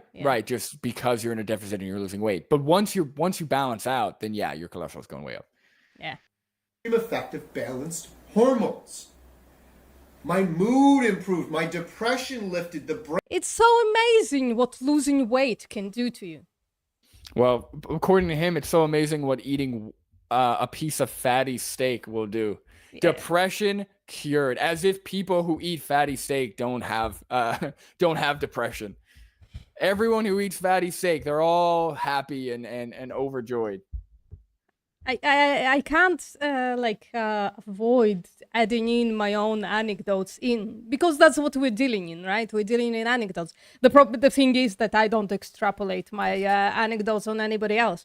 But frankly, truly, even though I do have like external things that I can't fix, right? But generally, I'm the happiest I've ever been. So I just think there's just so much muddied. It's just such a muddied situation. There's just so many confounders that you can't claim that all this happened because you all of a sudden started eating fatty meat. Yeah, and you can't possibly know that. You can't possibly know that. Like with, especially in his claim, I know this without a doubt. You can't possibly know that. That's crazy. Yeah. Just that language tells me, okay, this guy is somebody you should not listen to, right? If anyone's using language of, I know this without a doubt, or this is a fact, or I'm speaking nothing but the truth, then you know somebody's already coming from like an emotional place and not actually after the science or the actual truth. Yeah. Yeah. And it is a fucking tragedy. It is a tragedy that I really want to like address in a way that I don't know, could be beneficial to some people, but I can't find a way because it's like just straight up, as I said, it's just a house of cards and every card in there is a fallacy. So how do you demolish that? It's impossible. I really want to like interview an ex-carnivore, maybe. Just to know cool. What got them out, right? You know what I mean? Yeah, probably the doctors telling them, hey, your cholesterol's too high. Yeah. Bianca is telling us to move the fuck along. All right. Brain fog went away, but I believe it was tied in large part to my hormones and getting the fatty meat that my body was thriving, craving, and then thriving on. That was what my body was craving smokes for 25 years. Yeah, I love donuts myself, so I guess I should just eat donuts. My body was really craving. Every day when it hit 9 p.m., my body really craved 5 beers. Really, really. Must be good for me. Right. Jesus Christ. That's the biggest fallacy, right? Taking this habit, basically, and saying that it's a craving. Because, like, if you eat oats for a month, just plain oats with nothing on it, it's gonna be disgusting the first few weeks. After a month, you're gonna be like, oh my god, I want them oats every fucking morning. That's how it works. You get used to something, even if it's kind of disgusting at first, or kind of strange because it's like the first time you're trying it. Yeah, but also things that do taste really good, you're still going to want to eat them, even if they're not good for you. Chocolate, cookies, donuts, like obviously you could eat everything, every food could be part of a healthy diet, but obviously, you know, just because you like the taste of something doesn't mean that you should only eat that thing. That's crazy. Yeah. This craving thing is just cringe. I have to create like I don't know, like the whole of cringe and add craving in there. And I know my body in there as well. I know my body. Yeah. Didn't we start that kind of thing? Brendan, I think we started something like that a while back. Like a list of things that people say that are absolutely fucking meaningless. I don't remember, but we should do that. That's funny. Yeah. I'm gonna add it after the. I think I don't remember what the list is, but I'll find it and I'm gonna add this craving and I know my body in there. And one day we're gonna do incredible amount of fun going through that list. What was missing was the fatty meat. It wasn't just the absence of sugar; it was also the addition of the fatty meat. And I get this comment all the time, and I firmly disagree with you. And the reason I'm so firm and passionate about it is because there are people out there that are suicidally depressed, like I was. Most of my isn't that what the Liver King is saying? So yeah. So the Liver King took steroids because there are people out there that are depressed. Oh my God, that was Taking so silly. steroids didn't help Liver King, but he continued taking that because other people are also depressed. Well, so no, the way that he worded it was, you know, because he got caught lying about steroids, and he said, "Look, I know I got caught. I know I lied.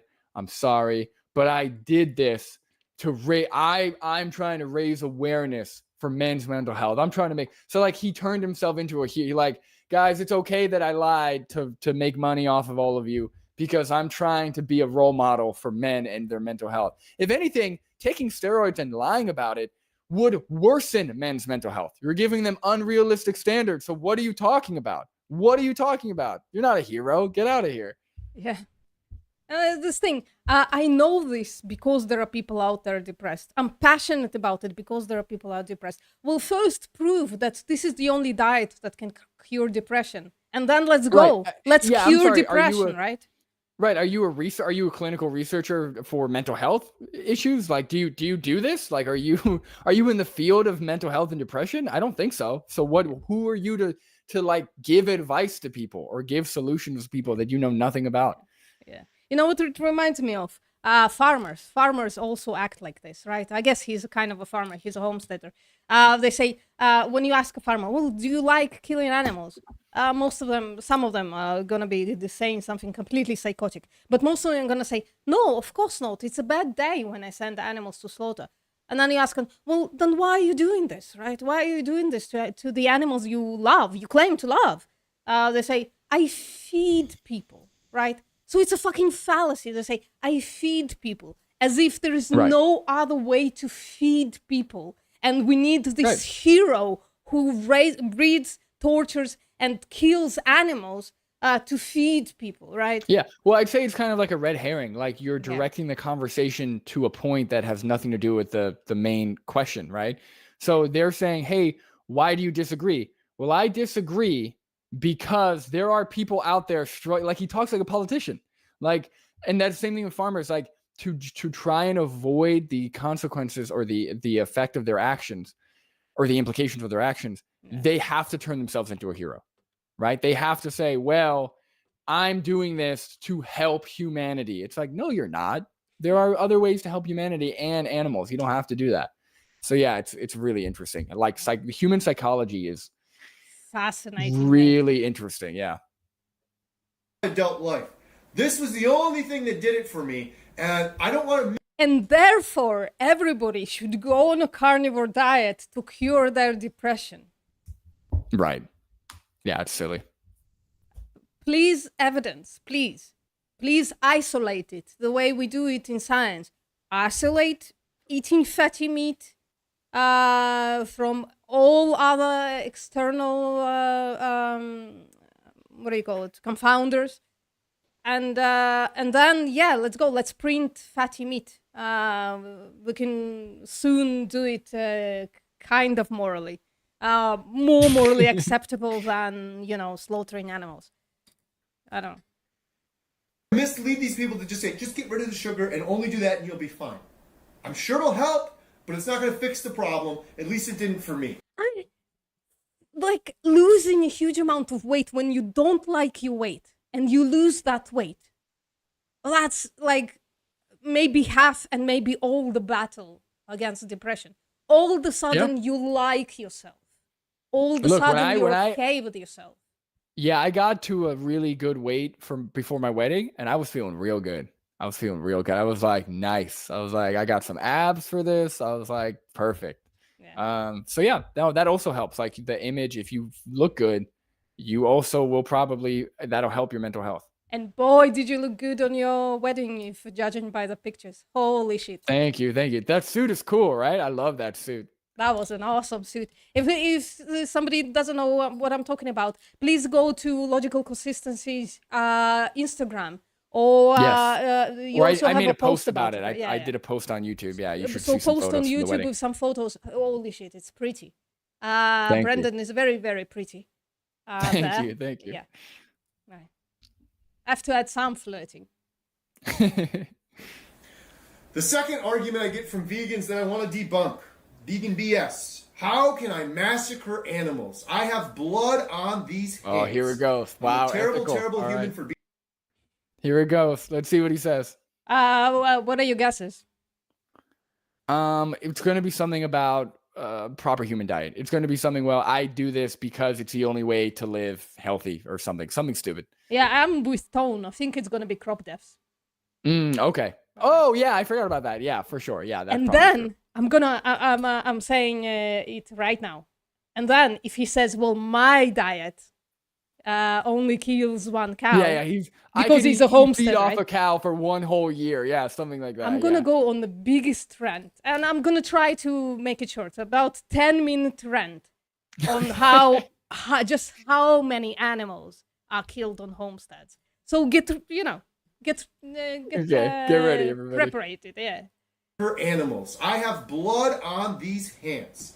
I'm a terrible, terrible human for being a carnivore and eating meat, and these vegans are superior to me because they only eat vegetables. To that, I say, more vegan BS. Now, you can say one thing, but the facts matter and what you're doing matters. Agree. This is the truth, and it's going to be uncomfortable for people, but it's the truth. As if it's the first time where vegans ever hear this, yeah? There is no more compassionate diet than the way I eat. Oh my God, yeah. So that's my favorite is when I talk to people on the street or something, and they're like, well, have you ever thought about this? And I'm like, no, I haven't thought. Yeah, of course I've thought about this. Really? Like I'm on the street with a sign, and you think I haven't thought about every single rebuttal or argument? Yeah, and I think I was correct. It's gonna be one cow a year, and then switch to crop deaths. Yeah. Some carnivores, maybe not so true, but that's not what I'm advocating for. I am advocating for eating locally raised, grass-fed, grass-finished beef that's humanely raised, and it's eating grass in a field, and it has a good, long life. I eat one cow, I get hundreds of meals. Yep, there it is. Hundreds of meals. So it sounds like he's definitely mad, right? 1 meal a day. Could be, or he could just be saying he gets like many meals out of a cow, but yeah. That's, you mean he's generalizing again, right? He's not specific, right? Right. Yeah, he's not putting a number on it. He's just saying hundreds of meals.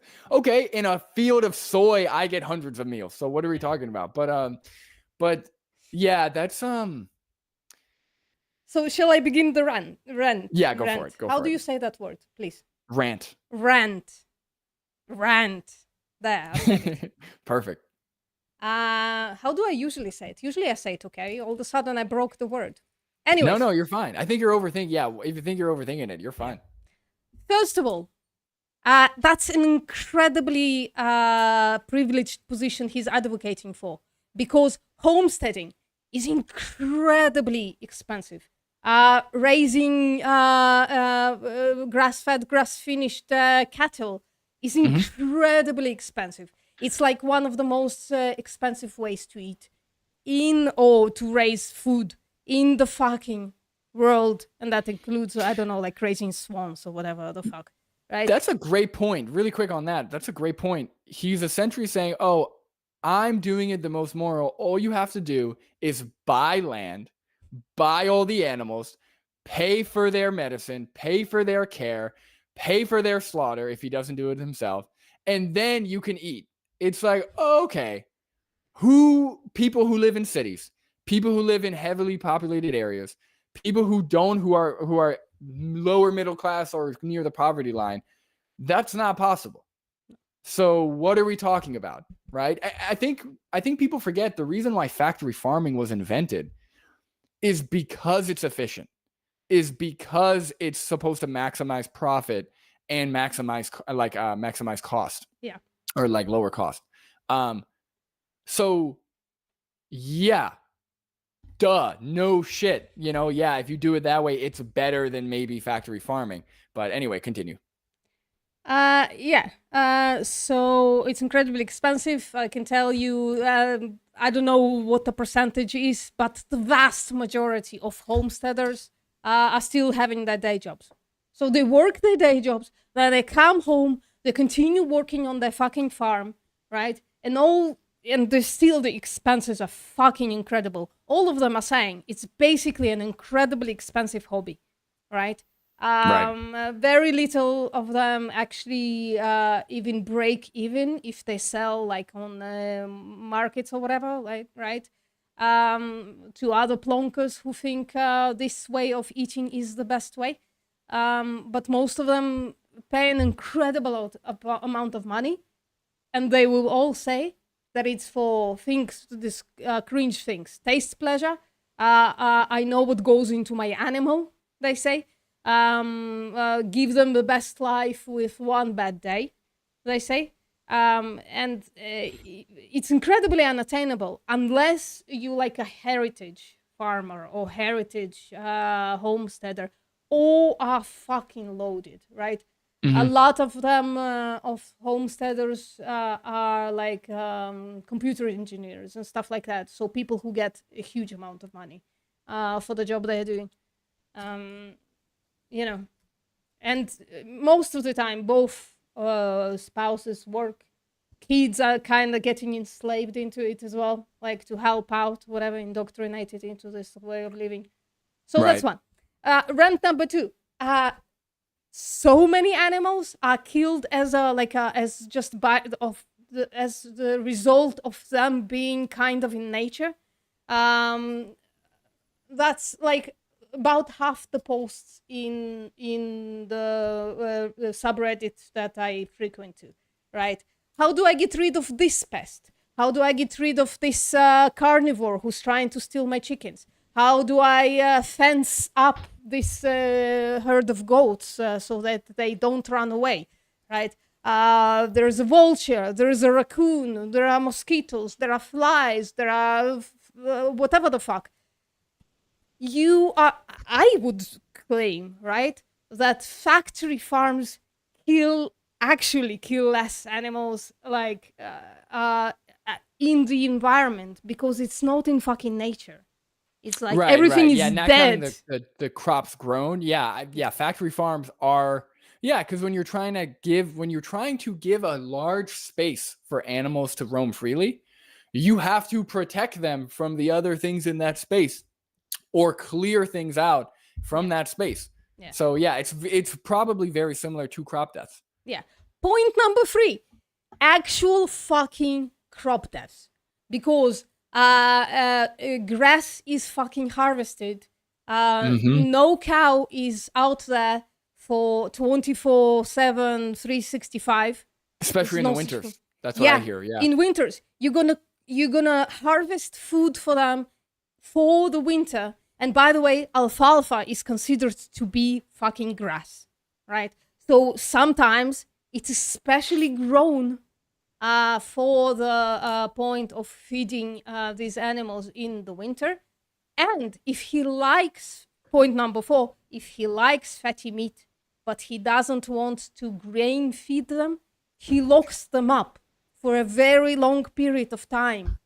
Those animals don't end up on pasture, at least for 3 months, 3 to 6 months. Those animals are going to be inside eating harvested food.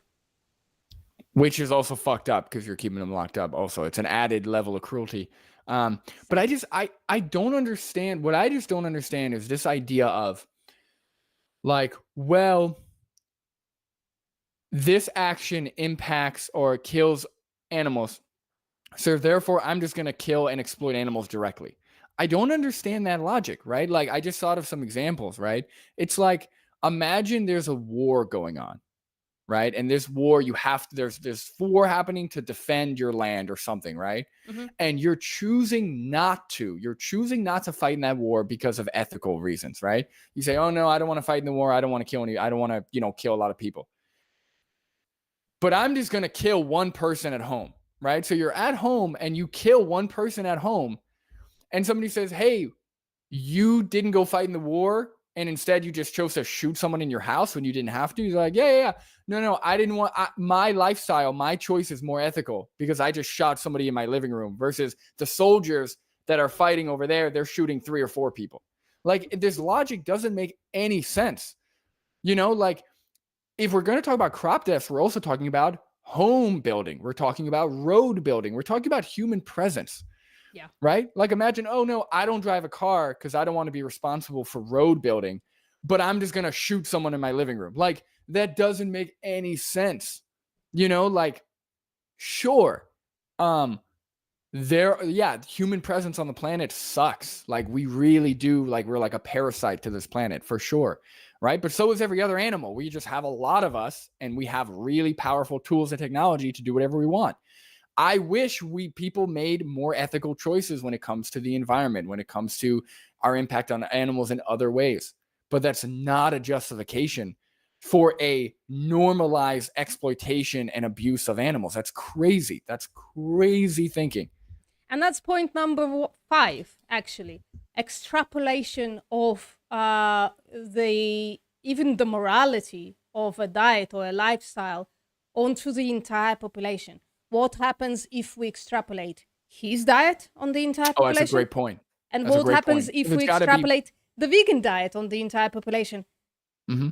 Yeah, it's got to be practicable. It's got to be practicable. And that's the thing is, you know, a homesteader carnivore diet is not practicable. And we're talking about a lot more animals being killed. Point number 6, usually carnivore dieters don't like antibiotics and vaccines and stuff like that. Oh, yeah, that's true. That is actual animal healthcare. That's basic animal welfare, to give animals antibiotics, vaccine, medicine, things like that. So I bet he has some casualties just through sheer incompetence as well. Right. No, dude, it's like, I just don't understand how you're paying to own another individual, right? You're paying to enslave other individuals, and you think that's more ethical? You think that's more moral than growing crops that animals die as a result of?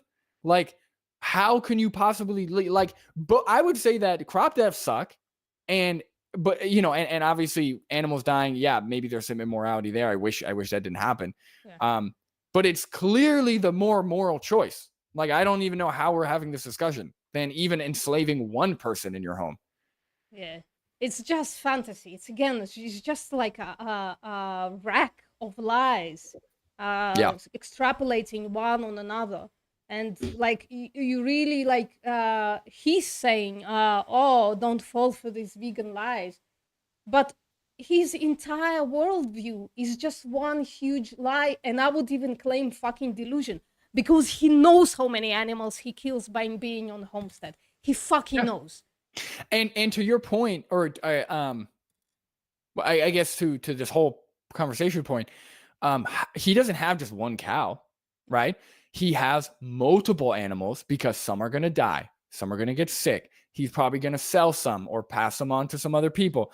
So again, any homestead I've seen, it's tens of animals. We're talking 20, 30, 40, depending on if they have chickens, if they have goats, if they have cows. I've never seen a homestead where they have one cow and they're like, well, if the cow makes it, then we get to eat them. If they don't, then oh well. You know, like, that just doesn't happen, because it's money, right? It's all like trying to get the bang for your buck with this lifestyle you've chosen, because you're not viewing them as individuals.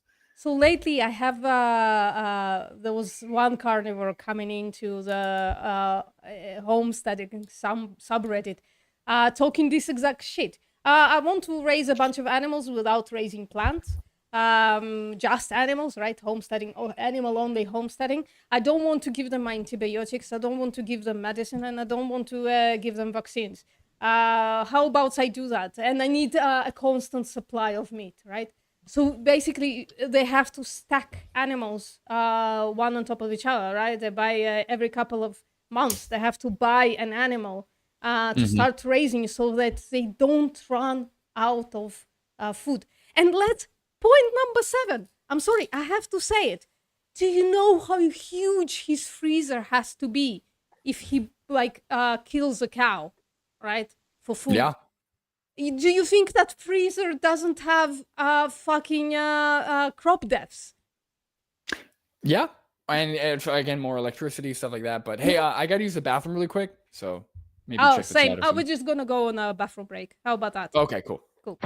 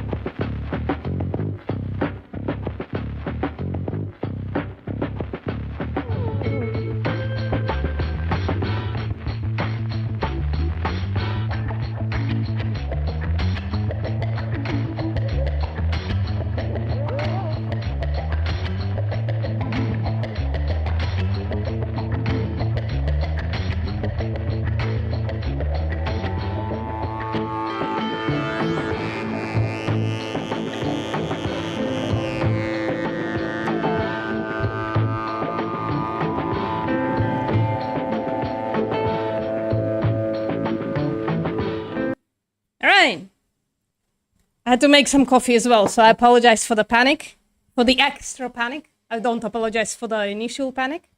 All right, where were we? Oh yeah, homesteaders kill way more animals than even factory farms and grain-fed animals and stuff like that.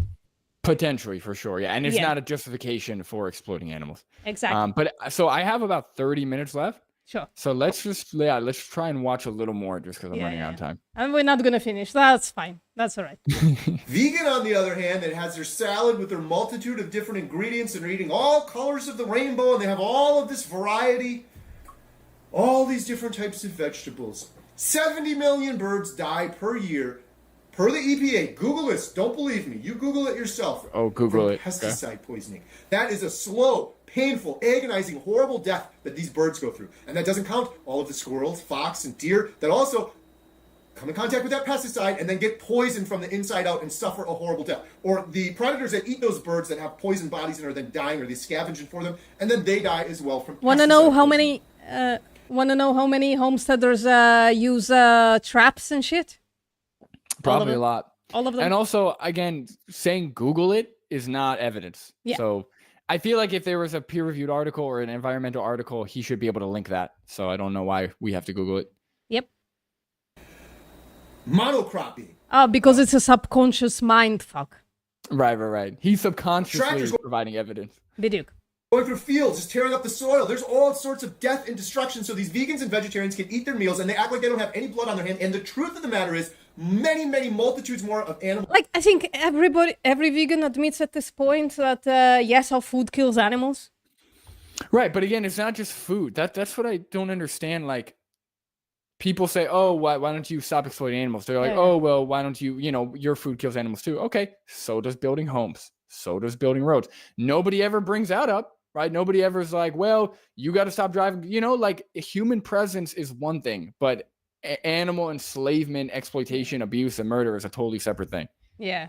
I'm just trying to address the claims. Right. I'm really happy that you are here providing the actual vegan context to it as well. So I appreciate it. No, of course. Animals die because of a vegan diet than a compassionate carnivore diet like I do. That is just the truth. You can argue all you want about it, but the facts matter. You look in the grocery store, there's 60,000 products And I think I provided some facts about what homesteading looks like. in the grocery store. I eat like 5 of them. Beef, butter, bacon, eggs, a little bit of chicken here and there. 5 products. Chickens Okay. need supplemented Beef- food always. Beef, butter, bacon, eggs. Okay, so now you have dairy cows. So you have meat cows, you have dairy cows, you have chickens, you have egg-laying chickens, you got meat chickens. So we're talking way more animals. So he's not just, that's, and again, I'm assuming, because chickens are grain-fed. So yeah, you've got the crop deaths from the grain. So what is he talking? He just debunked his own claim. Yep. That's silly. I mean, chickens can be mostly pasture, whatever, raised, but they really need supplementing food, especially in the early years. According to homesteaders, so everything that I'm regurgitating is according to homesteaders. They need very high protein nutrition. But also, he said at the grocery store. So also, like, Yeah. he's not just homesteading, he's also buying food at the grocery store, which is the shipping of the food, and it's the crop deaths, and it's all those things. Yeah, it's another delusion. Homesteaders, well, actually, most homesteaders are not very delusional. They know it's not self-sufficient. They know it's the fucking bullshit. They know most of them still buy food from outside, and most of them buy feed. Right, they treat it like a hobby, which is that's even worse. If you're like enslaving animals as a hobby, that's just, I don't understand. Yeah. Products. 59,995 products on the grocery store are plant-based products. If it's in a box, if it's in a bag, if it's in the produce section, everything. No, That's most not of it true at all. isn't. No. There's plenty of processed meats. There's plenty of processed dairy products. What are we talking about? Oh, Hades here. Hades. I missed you. Every time I'm like, oh shit, something's going on. I'm like, where are my carnivore dieters to tell me to eat a fucking steak? Or in case of Hades, to convince me to eat his brain. Where are you? Where have you been? Well, because brain is made out of cholesterol. So brain Oh my god, is you're cholesterol. getting it directly from the source. That's perfect. Yeah. There you go. Bye-bye In the grocery store, cholesterol the ketchup. deficiency. Sorry. No, I just said bye-bye cholesterol deficiency. Yep. Products. If it's in a box, if it's in a bag, if it's in the produce section, everything in the grocery store, the ketchup, everything comes from plants. I mean, Sugar, ketchup, yeah. Ketchup. The one example, yeah. Oh, yeah, true. container of sugar, all that comes from a plant. It's all plant seed oils, these horrible vegetable seed oils, those Not the seed oils. Also, he said these horrible vegetable seed oils. Vegetable oils and seed oils are two different things. Okay, so you could have a vegetable oil that, again, they kind of all group them in together, but I don't think they're the same thing. Well, what do you mean? Like, the best health outcomes come from the olive oil and the canola oil. One is a vegetable oil, the other one is seed oil. Right, that's true. So they're kind of the same. No, yeah, in terms of outcomes, but I'm talking about in actual thing. When you say vegetable oil, vegetables aren't the same as seeds. Like, you can't categorize, you can't group them in together just because they're oils other than butter and tallow. Yeah. come from plants too. And they have good health outcomes, amazing health outcomes, especially if you replace your fatty shit, your saturated fat coming from animal products, with rapeseed oil or olive oil, stuff like that. Yep. Yeah. Well, yeah, technically, Hades, it is fruit oil. They all come from plants. The amount of death and destruction to produce the 59,995 products you vegans eat is huge, but it gets a complete pass. And a little bit of cow and beef that I eat on the sides and fish, that's getting all of the blame. All of these. Oh, well, there is fish as well. Oh, he's like a little bit of, he's like keeps adding more animals. He's like a little bit of kangaroo and raccoon and deer that I eat over here. It's Well, like, how many this is the animals you problem. kill? He doesn't write down anything, right? He doesn't track anything. No, So- he doesn't need to. Yeah, The power of the carnivore brain. the Inconsistency. subconscious brain. Yeah, subconscious. Right. God, that's so. Boxed and I bagged just laughed so hard when I heard it the first time. And the second time, it was amazing as well. products. Think about these. All of the pesticides that kill the animals so that you can get those plants. Then you have all of the semi trucks that have to drive those that produce from Mexico to the United States. Then it goes to a processing facility. And how do most people eat? Can most people be homesteaders? No. Right, and he said he goes to the grocery store, so Yeah. those also have to be shipped. Yeah. I mean, I don't even think there is like more than 10 cows in the US who are like pasture raised dairy cows, right? Yeah, I don't know. There's maybe like one place. That's got smokestacks coming out of it. They're processing this. They're putting it in bags and packages and all this crap. 10 million That happens to your food as well, apparently, if you go to the grocery store. ingredients we can't pronounce. Then they ship that in a semi truck. You can't pronounce it, therefore it's not healthy. Sorry, I'm in speed dating here. No, yeah. That's polluting the earth, and it comes to the grocery store. It sits on the shelf. Half the stuff gets thrown in the dumpster. The other half of it gets taken home. The person eats it. Yeah, actually, that's a good point. Like about 33% of food is being thrown out. Not in supermarkets usually. It's usually on the side of the consumer. The consumer over consumes, and then the food goes bad and he throws it out. But the issue here is none of this has anything to do with veganism. No. Yeah, I agree. These are production issues. These are big issues that we need to solve. 100%. The crop deaths, the transportation emissions, the wasting of food. 100%. I agree. These are big issues. What does that have to do with the ethical principle that we should not be enslaving, exploiting, abusing, and murdering animals? It doesn't. Yeah. Right? Those are two separate things. Yeah, it's an absolute strawman of the vegan position. Leon Kustra says the hydrogen monoxide is hard to pronounce, therefore water is bad. Yeah. Half of it, the green stuff goes bad. The vegetables, the produce, the salad in the refrigerator, that gets tossed in the garbage. All of that waste, all of that destruction, all of the animals that had to die to give you those 59,999. So become Where's he getting rich this and live number like from? me. I don't know. Just He's just making up a number. Yep. But like, the living in town is bad. Therefore, you should be rich somehow and move out to live in a homestead. And everybody does that. It's totally not gonna fucking destroy our fucking We don't have enough society. land. If everyone in cities wanted to get their own land for homesteading, we wouldn't be possible. We wouldn't have enough land. No. Products all gets a pass. And my cow that's naturally grazing in the field that has a long life, it dies a humane death, and I get hundreds of meals from it. Oh, dies a humane death. Yeah. A knife to the throat or a bolt gun to the head is very humane. Yeah, sure. Just avoid talking about how you kill them. Yeah. I also like how he says dies a humane death. He doesn't say they get killed humanely. They say die. He says dies a human, as if they die from like natural causes. Yeah. Yeah. Again, it's crazy. It's fucking delusion. Fucking delusion. Like every time somebody says a humane death, I ask them would they take their place. And also, these issues don't get a pass. I don't know who he's talking to. They don't get a pass. We're not saying, yeah, fuck it. Who cares how many animals die in crop production? Yeah, who cares how poorly or how badly the environment is impacted by agriculture? Nobody's doing that. Yeah. This doesn't get a pass. It's just not a justification to exploit animals. That's all. Yeah. Massacring animals, but all of the birds dying and all of the fox and squirrel, all the downstream effects, the water runoff of pesticides into the water system, the animals drink it, they die horrible, painful death. The pesticide runoff happens for crops that are raised for animals to eat. Right. And yeah, a lot of the issues he's saying actually is due to factory farming. Yeah. Because a lot of crops are grown and a lot of land is used and a lot of pesticides and a lot of transportation is for animal agriculture. Yeah. So a lot of I wonder how many of those 70 million birds is actually due to animal agriculture and not just crop agriculture. If that statistic is even true, because he didn't link anything. Yeah. Runoff of pesticides into the water system, the animals drink it, they die horrible, painful death. That all gets a pass because I'm vegan and I say I'm better than you. It's not true. Oh, there it is. There's the emotions right there. The argument I get, cows are bad for the environment. Now, a kindergartner with some common sense.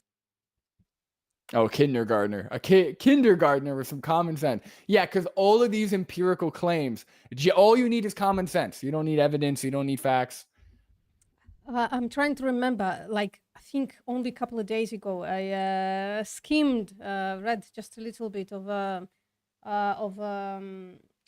paper, right? It's a LCA, so life cycle analysis of farms, cattle farms specifically, that use biofuel. Biofuel means like repurposing manure as a form of creating electricity, right?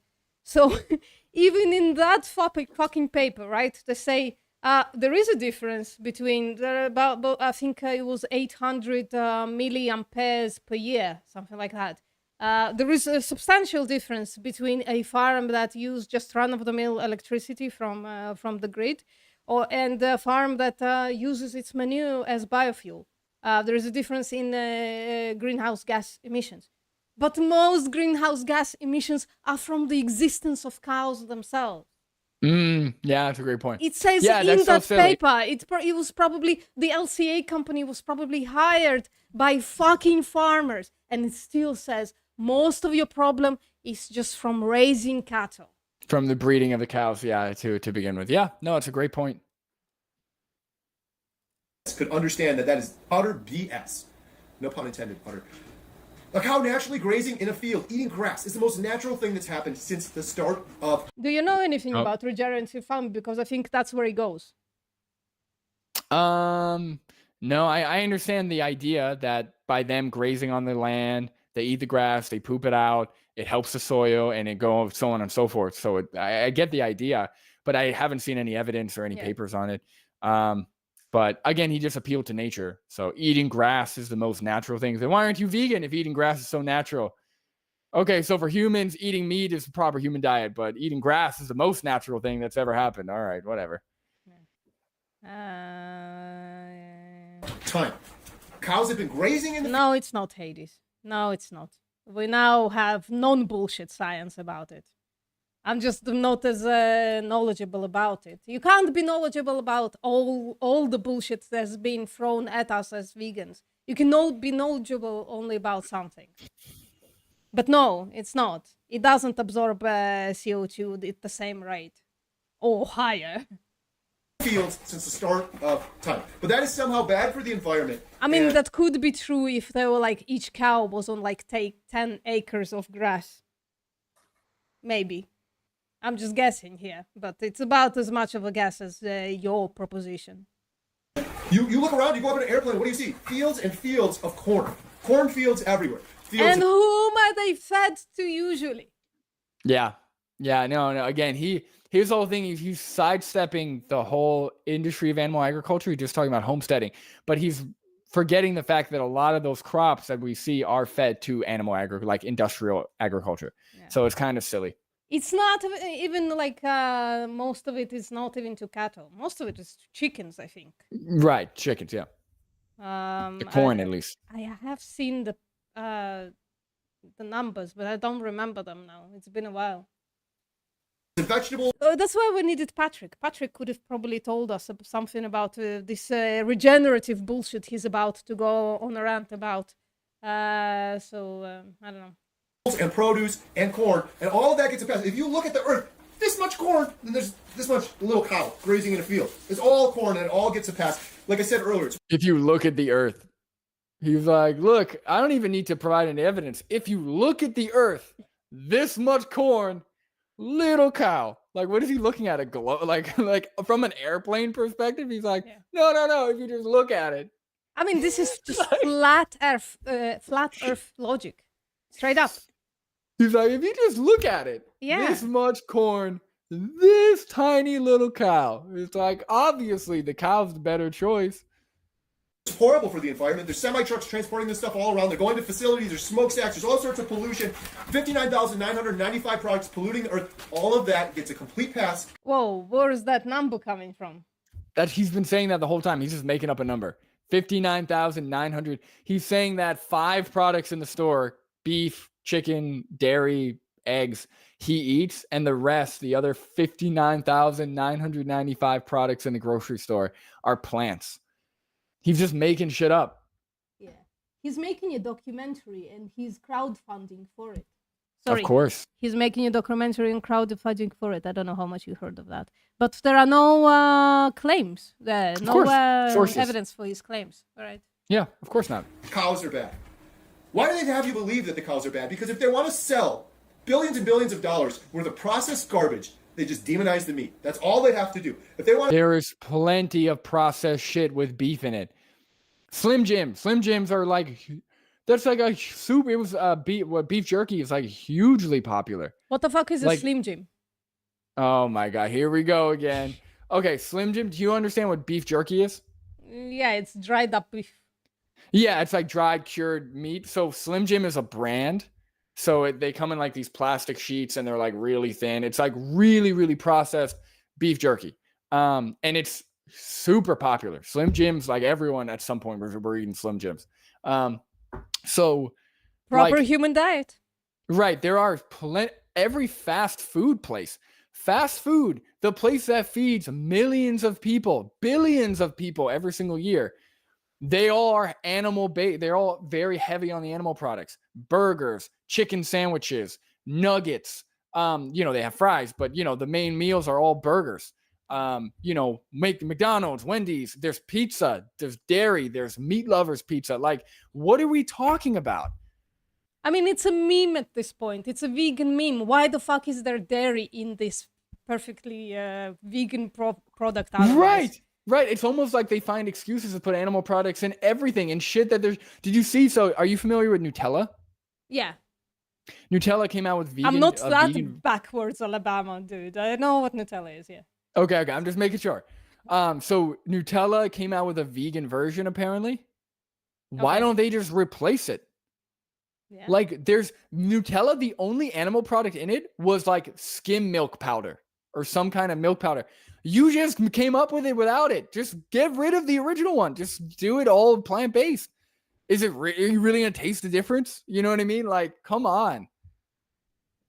I hate this making the claim the burger is mostly plants, though.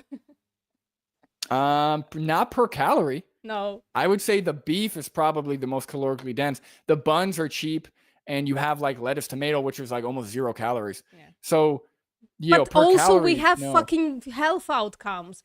People, if you take out the bun out of a burger, your health outcomes are worse. If you take out the burger out of the bun, your health outcomes are better. But also when it comes to like selling, right? He's arguing that the homesteader is arguing that demonizing meat is how they sell more plants, right? They want to sell processed food. When you see an advertisement for a burger, they're not selling the bun. No. Right? They're not selling you, oh, check out this grade A sesame seed bun, and there just so happens to be beef on there. No, they're selling the triple beef patty, the bacon and beef, the double cheese, whatever it is. They're selling the animal products, right? It just comes with a bun. Yeah, absolutely. Want to make huge money. The 59,995 products that make up the bulk of the grocery store all have sugar in them, by the way. If they want to make a ton of money, you just demonize meat. Yeah, they add sugar to beef sometimes. Make it taste better. But now he's saying all of the other products, all the other plants all have sugar? I mean, are you talking about added sugar or are you talking about carbohydrates? Because there are plants that are very low in carbohydrates, and then there are a lot of plant-based products that don't have any added sugar. So again, he's just making shit up. Yeah. He's just making things up. Oh my God. You say meat is bad for the environment, cows are bad for the environment, meat's going to give you cancer. Look at this study. It says meat's going to give you heart disease. All true. Oh, I want to hear. Oh, go ahead. Sorry. Look at this study. No, sorry. They will make billions and billions of dollars at the expense of your health. Yep, there we go. They will keep you addicted. I just wanted to hear what he was going to say about the study. It sounds like he's just dismissing the study as like a cash grab. I was like, oh no, it's all bought and paid for. Don't even pay attention to it. Yeah. How long do we have, Brendan? I kind of want to hear. I just want to hear if he has any other points towards the end. Horrible food, and it's going to lead to this: billions and billions of dollars spent on pharmaceuticals and billions of dollars spent in healthcare. Big food, big pharma, big healthcare, and the list goes on and on. The other argument, BS vegan argument I get is my diet, my carnivore diet, lacks nutritional diversity. You need to eat all colors of the rainbow. I mean, you don't need to eat all colors of the rainbow, but the carnivore diet does lack nutrition. Yeah, I mean, if you put in steak, now again, what he's advocating for, maybe not, because he has chicken, eggs, dairy, whatever. But if you put in steak, it's going to lack in iron. No. Yeah. Ridiculously. I'm just saying. Yeah, it's still going to lack some, but it's going to be better than just steak. So like the carnivore diet that Sean Baker advocates for, which is just steak. Yeah. If you put that into a food tracker, you're missing a lot of your essential nutrients. Yeah. So yeah, I've yet to see this claim of, well, if you eat nothing but steak, you'll never need to take a supplement or you'll never need any other food. I've yet to see that be substantiated. Oh my God. I put in some carnivore's diet. It's my pet peeve. Sometimes I just say, if they make the claims on X, I just ask them what do they eat. I put it in a fucking chronometer, and he's like crossing into animal based, so he's like honey and some fruit a little bit, right? And it still was incredibly deficient in fucking iron, out of all things. In calcium. Wow, really? That's crazy. Yeah, in calcium. Calcium is it's incredibly deficient. He says, oh, I get all my calcium from butter. He kept adding, right? At some point, he got to like about 4,000 calories. Holy shit. So it's all bullshit, basically. Right? My favorite is that chart. Have you seen that chart where it shows a steak and it has all the vitamins coming from it? If you look, all of the vitamins, they're like 0.2% of your daily value. They're like vitamin A, vitamin C, and you look at like, wait a second, that's 2% of my daily value for a whole steak. Yeah. How many steaks are you eating? You're going to eat fucking 50 steaks to get all of your vitamin A? That's crazy. That's crazy talk. Yeah. What else it was deficient in? A bunch of stuff. Zinc. No, when I added eggs, zinc went up. That's fine. Okay. But like important stuff, like vitamin E is sometimes problematic, and vitamin E and vitamin C keep you young.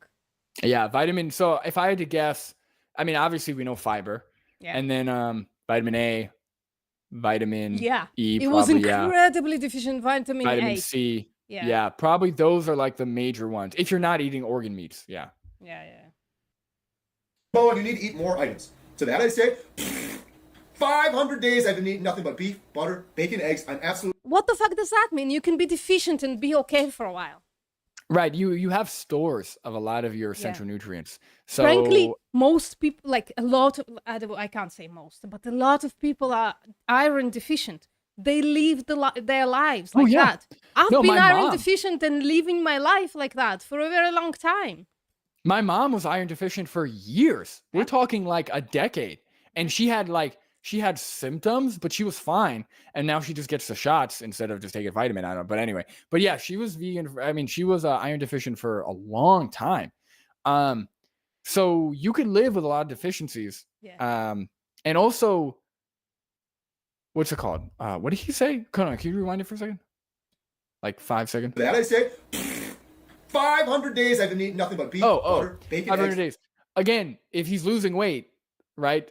If you do have any deficiency, the weight loss or the change in your health in a positive is probably going to outweigh whatever mild symptoms you may be feeling from any deficiency. Yeah. I mean, for all we know, you could be deficient in B12. Yeah. He doesn't check. He doesn't test. That's true. Can we see the tests? Like, all of this could have been saved just by, like, I mean, I don't know if I tagged him, but I don't know if he's gonna watch it. I'm a tiny channel, right? But he watched mine. All right. Well, you less of a tiny channel, but yeah. Homesteader, carnivorous homesteader guy. Listen, this is a challenge. Let's compare blood markers, blood test markers. Yeah, I have my blood test from a few. Sorry. You would vegan postmortem. You would lose because your cholesterol is too low. You'd be deficient in cholesterol. That's the problem. He would see your puny cholesterol number and say your testosterone must be way low. So that's the problem. Is clearly you would be deficient in cholesterol. Yeah. I mean, I'm so proud. I actually reached 69 in LDL cholesterol. I'm so proud. Oh, nice. For more in more ways than one. All of a sudden, I have a lower LDL than the 21-year-old me. I actually have tests from 21 years old. So 23 years later, I have lower LDL than what I had at the age of 21, 22. I don't know. I don't remember. Wow, that's awesome. Yeah. I'm absolutely thriving. I've shared them on my YouTube channel. I'll share them again. Anybody? Yeah. You're 23. You're in your 40s? I'm 44. What? Yeah. You look great. I thought you were like early 30s. No.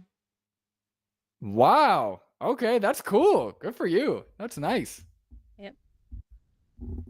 Eat nothing but beef, butter, bacon, eggs. I'm absolutely thriving. I've shared them on my YouTube channel. I'll share them again. Anybody wants to see them? Oh, the thrive. Show me your test results.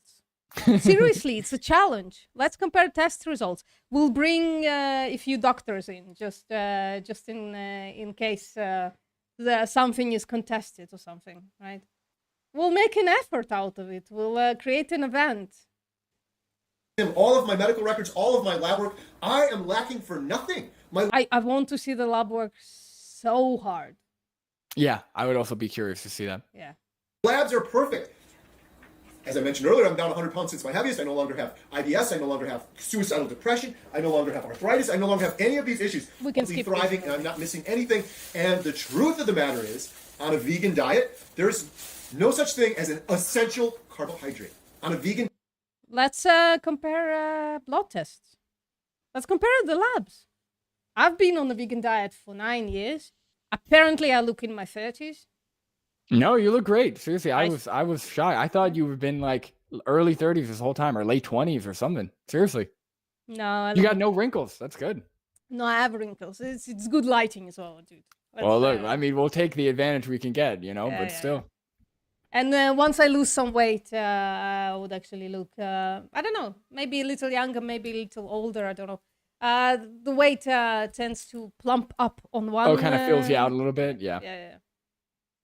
diet, you must supplement. On a carnivore diet, you don't need to. Yeah, supplements bring us to, but every fucking study that we have about any dietary deficiency, it doesn't say at the end, eat steak or eat dairy. It says, take a fucking supplement, because supplements are better at bringing your vitamin or mineral status to a normal range. It's the most reliable method we have. Like, Yes. why would you rely on something that's less reliable, right? Dietary supplements, first of all, they're called dietary supplements. It's part of your diet. That's like saying, well, you know, modern homes require heating to stay warm. Instead of that, just use a home from 500,000 years ago where they kept warm by pasting mud all over the walls. It's like, okay, yeah, let's just do that. Why? We have the modern technology. We have more reliable ways of getting heat, of getting vitamins and minerals. Why would we not rely on those? That's crazy. Yeah.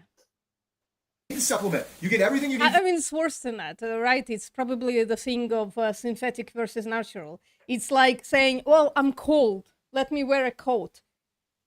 Let me skin an animal to remove their skin with their fur to make myself warm. No, we have modern technology for that. We have modern coats that are actually providing more heat, more whatever, closure, whatever the fuck, right? Just because it's synthetic doesn't mean that it's worse. It's better, like a lot of the time. And it doesn't kill a fucking animal. 100%. From a fatty ribeye in the proper proportions. All of the nutrients I need to survive, all I've eaten for 500 days, I'm walking proof of that. I didn't need to supplement Walking proof, my friend. Anything in order to survive. Had I tried to do that on a vegan vegetarian diet, I would be dead right now 500 days. Sorry, were you actually on a vegan or vegetarian diet? Wait, 500, that's not that long. There have been raw plant-based quacks who are not supplementing, eating nothing but raw fruits and vegetables that make it like 8 years. Yep. Until they finally lose their hair and they're like, okay, I'm eating meat. Like, there are plenty of plant-based quacks who make it almost a decade. Yeah. Right? All the ex-vegan videos, they're usually around like the 6, 7, 8 year mark. Yeah. So you're not gonna die, my friend. Yeah. Even if you ate nothing, you'd probably live a while because you were overweight. Yeah. So I don't know what you're referring to. So just to reiterate your point, just to make it like a succinct, even people on the meme bad vegan diet can make it a couple of years, 5 years, 10 years, and feel good, feel okay. So it means absolutely fucking nothing that you are on a carnivore diet for 500 days and you feel fantastic and whatever. Supposedly your lab results. 500 days is nothing. Yeah. They act as if it's like, oh, it's such a mile. 500, a year and a half is nothing. People in like when people are starved, like in World War II, they were starved for longer than that. Yeah. Like we're talking about, like 500 days is nothing. Yeah. The scary story is that there are people who are alive now. When they were infants, the only nutrition they had was like somebody else's blood. Oh my God, that's crazy. Yeah, like the stories from Ukrainian wars and shit like that. Holy shit. Yeah. Days later, had I not supplemented. This whole thing, diversity for the sake of diversity. Diversify your diet. Have a well-balanced diet. Have all of these different ingredients just for the sake of it. I mean, all of those are like just meme things to say anyways, right? And you and I, Brandon, wouldn't say such a thing. Like, yeah. I mean, it's for enjoyment. It's nice to diversify, but like nutritionally, you don't need to eat like such a large variety of stuff. Yeah. I would say my diet is not incredibly diverse, but I take supplements, so I don't give a shit, frankly. Right. Yeah, that's why I take a multivitamin, so I can eat whatever I want. I don't have to worry about it. Yeah. It makes these big food companies billions of dollars. It's absolutely ridiculous that you go And balanced diet is a completely meme thing to say anyways. Balance between what and what. Right. Just get your nutrition and animal in, agriculture makes billions of dollars as well. Yeah. On this kind of stuff. Yeah. And they are the same thing often. Grocery store, and there's 100 types of ketchup, and you go down the beverage aisle, and there's 1,000 varieties of beverages. You just look at the apple juice. There's 50 different types of apple juice at Walmart. What's wrong with apple juice? Also, we're in a capitalistic society. Yeah, these people are going to market different flavors because they know people want to buy it. It's a free market. What do you say? Well, look at the milks. There's tons of different milks. Look at all the meats, the bacons, the deli meats, the cheeses. Like, what are you talking about? Look at how many cookies contain animal products like eggs and dairy. Yeah. Yeah, no, it's really silly. I don't know. I'd say most of them. I would say like if cookies contain eggs and dairy, it could be. I don't know. I have to check. It could be that by calorie there is more animal products in there than like. Nah, yeah, probably not. Yeah. Could You're be, right. but it could, yeah, depending on the type of cookie, but probably not. Yeah, I mean, if it's cookie with like a lot of butter, for instance. Yeah, like a shortbread or by something. calorie, it's gonna be animal based, isn't it? Right. Animal based. Yeah. Why? So they can make billions of dollars and keep us addicted.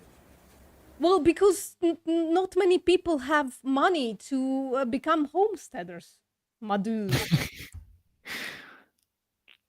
Every species of animal on this planet. Not many people want to become homesteaders. I love my city life.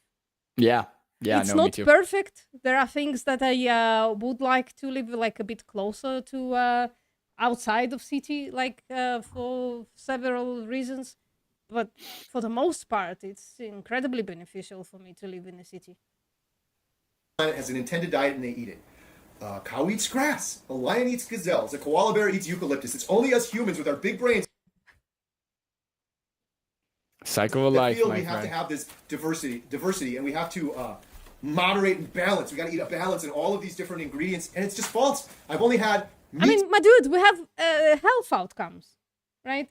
And nobody's claiming like you can't be healthy without eating 30 different things every day. By the way, I would like to raise a question.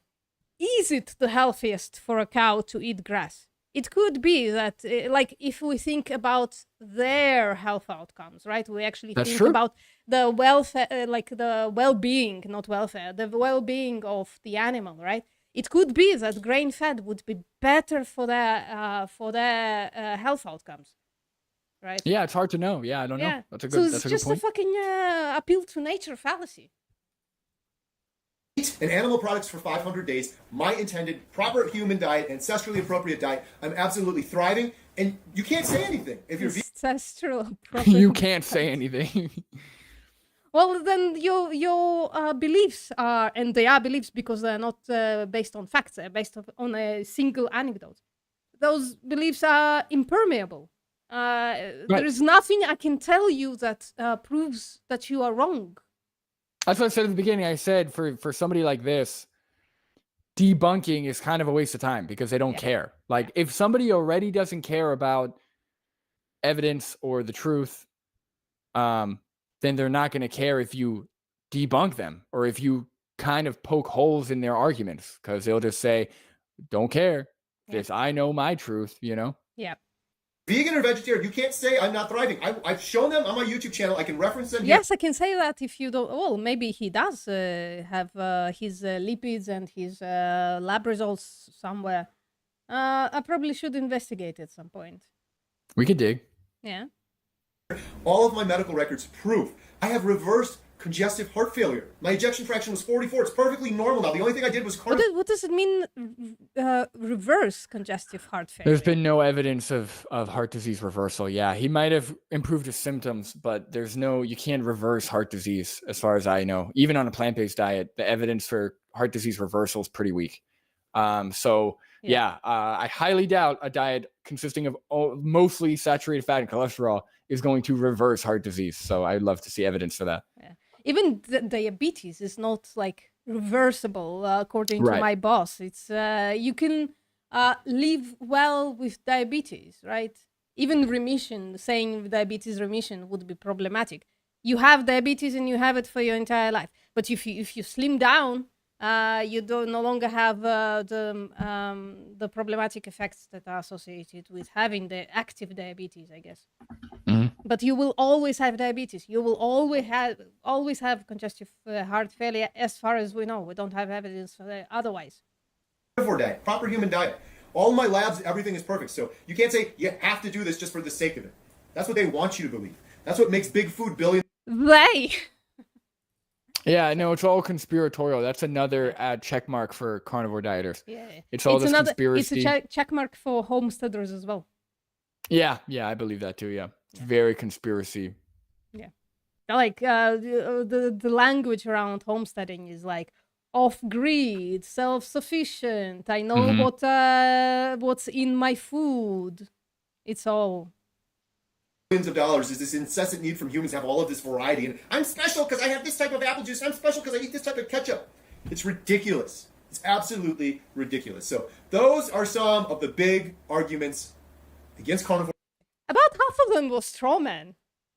Half of them, no one has ever. I've never said that. Like these are not good arguments against carnivore diet at all. The best arguments. Notice how he didn't bring up all of the evidence against the carnivore diet. Notice how he didn't bring up any type of meaningful ethical argument. He just brought up the comments that were pretty easy to debunk. Listen, maybe he transmitted them subconsciously, so maybe we missed it. Yeah. He's got a subconscious thing going, but we don't have carnivore brains, so we could have not picked it up. Right. I think this is it. I'm like, that's crazy. This, again, it's like, it just gets, it's still bad. I expect something different every time I go into one of these videos, and it either is worse than I expected, or like I'm used to, or it's just the same old stuff, the same old claims that people have talked about, people have debated on, and have debunked. I don't get it. No. I mean, I get it because I see it all the time. You know what I mean? Right. And actually engage with it, which is a mistake, I think.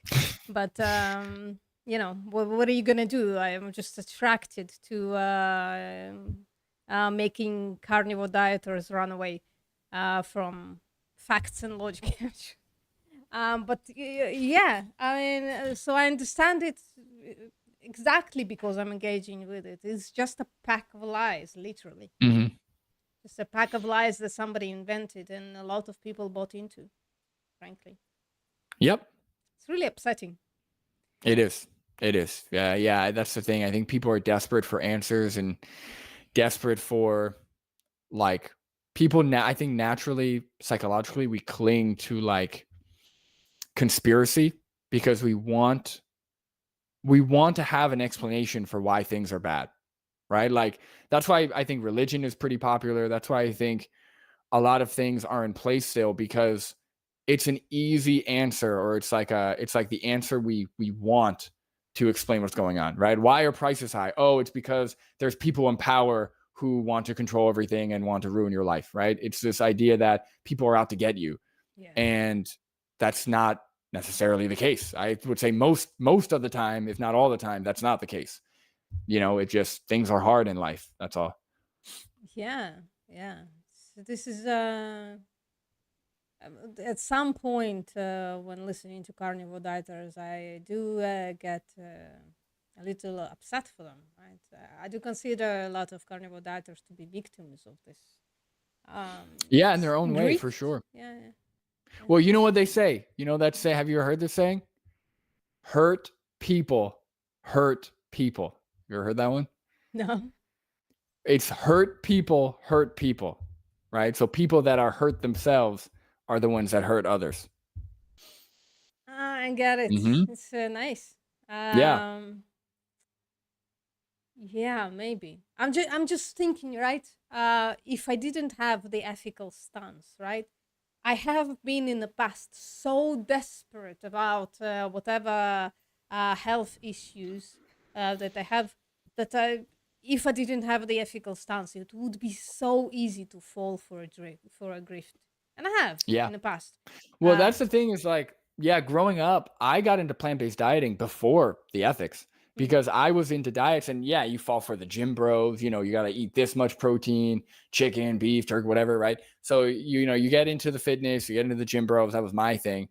And I started going towards vegan diets or plant-based diets just because of the evidence, just because of how much support there was for mostly plants, if not all plant consumption. And then I heard Gary Yourofsky's speech, and then I heard, you know, Vegan Gains talk about it. So it's interesting, like, even if you don't care about morals, or you're not even thinking that, which you should, but even if you don't, there's enough evidence to convince people that plant-based diets are the way to go, just from a diet place compared to a carnivore. So for me, I wouldn't have fell for it, but I can see how, like, it really is like a scary thing. The way how manipulative and how convincing people can sound. Like this guy, the one we just reacted to, he sounds convincing. He's talking very matter-of-factly. He's making numbers up. He's referencing studies that apparently he's linked. He sounds convincing. It's just we know better. So it's, you know. But Brandon, have you heard about crop depth? You know, this, I'm so glad. I've been vegan for almost 8 years. I'm really glad I've never heard that before. I'm glad you brought it to my attention. That's it. I'm just gonna go slit a cow's throat and just eat that cow for the whole year. There you go. Another carnivore diet, another vegan convinced to turn to a carnivore diet. That's it. You're healing humanity. Yeah. Do you have any final words, Brandon? No. This is fun. We haven't done this in a while, so I always enjoy this. I think that video was the perfect one because I always like, it's one thing if carnivore dieters just want to spew their BS, but the second that they want to like say anything about veganism, that's it. Those are the ones I'm interested in for sure. I'm actually more upset about them spewing their BS because a lot of people are buying it. Not gonna That's lie. true. Yeah. Guys, next week we are going to be on Friday on Brandon's channel, Logical Consistency. We'll post on our community, whatever, tabs. And yeah, thank you everybody for coming. Thank you for chatting a lot. Even the carnivore dieters, I appreciate you for coming to contribute. Yes, thank you everybody. Yeah. See you next time.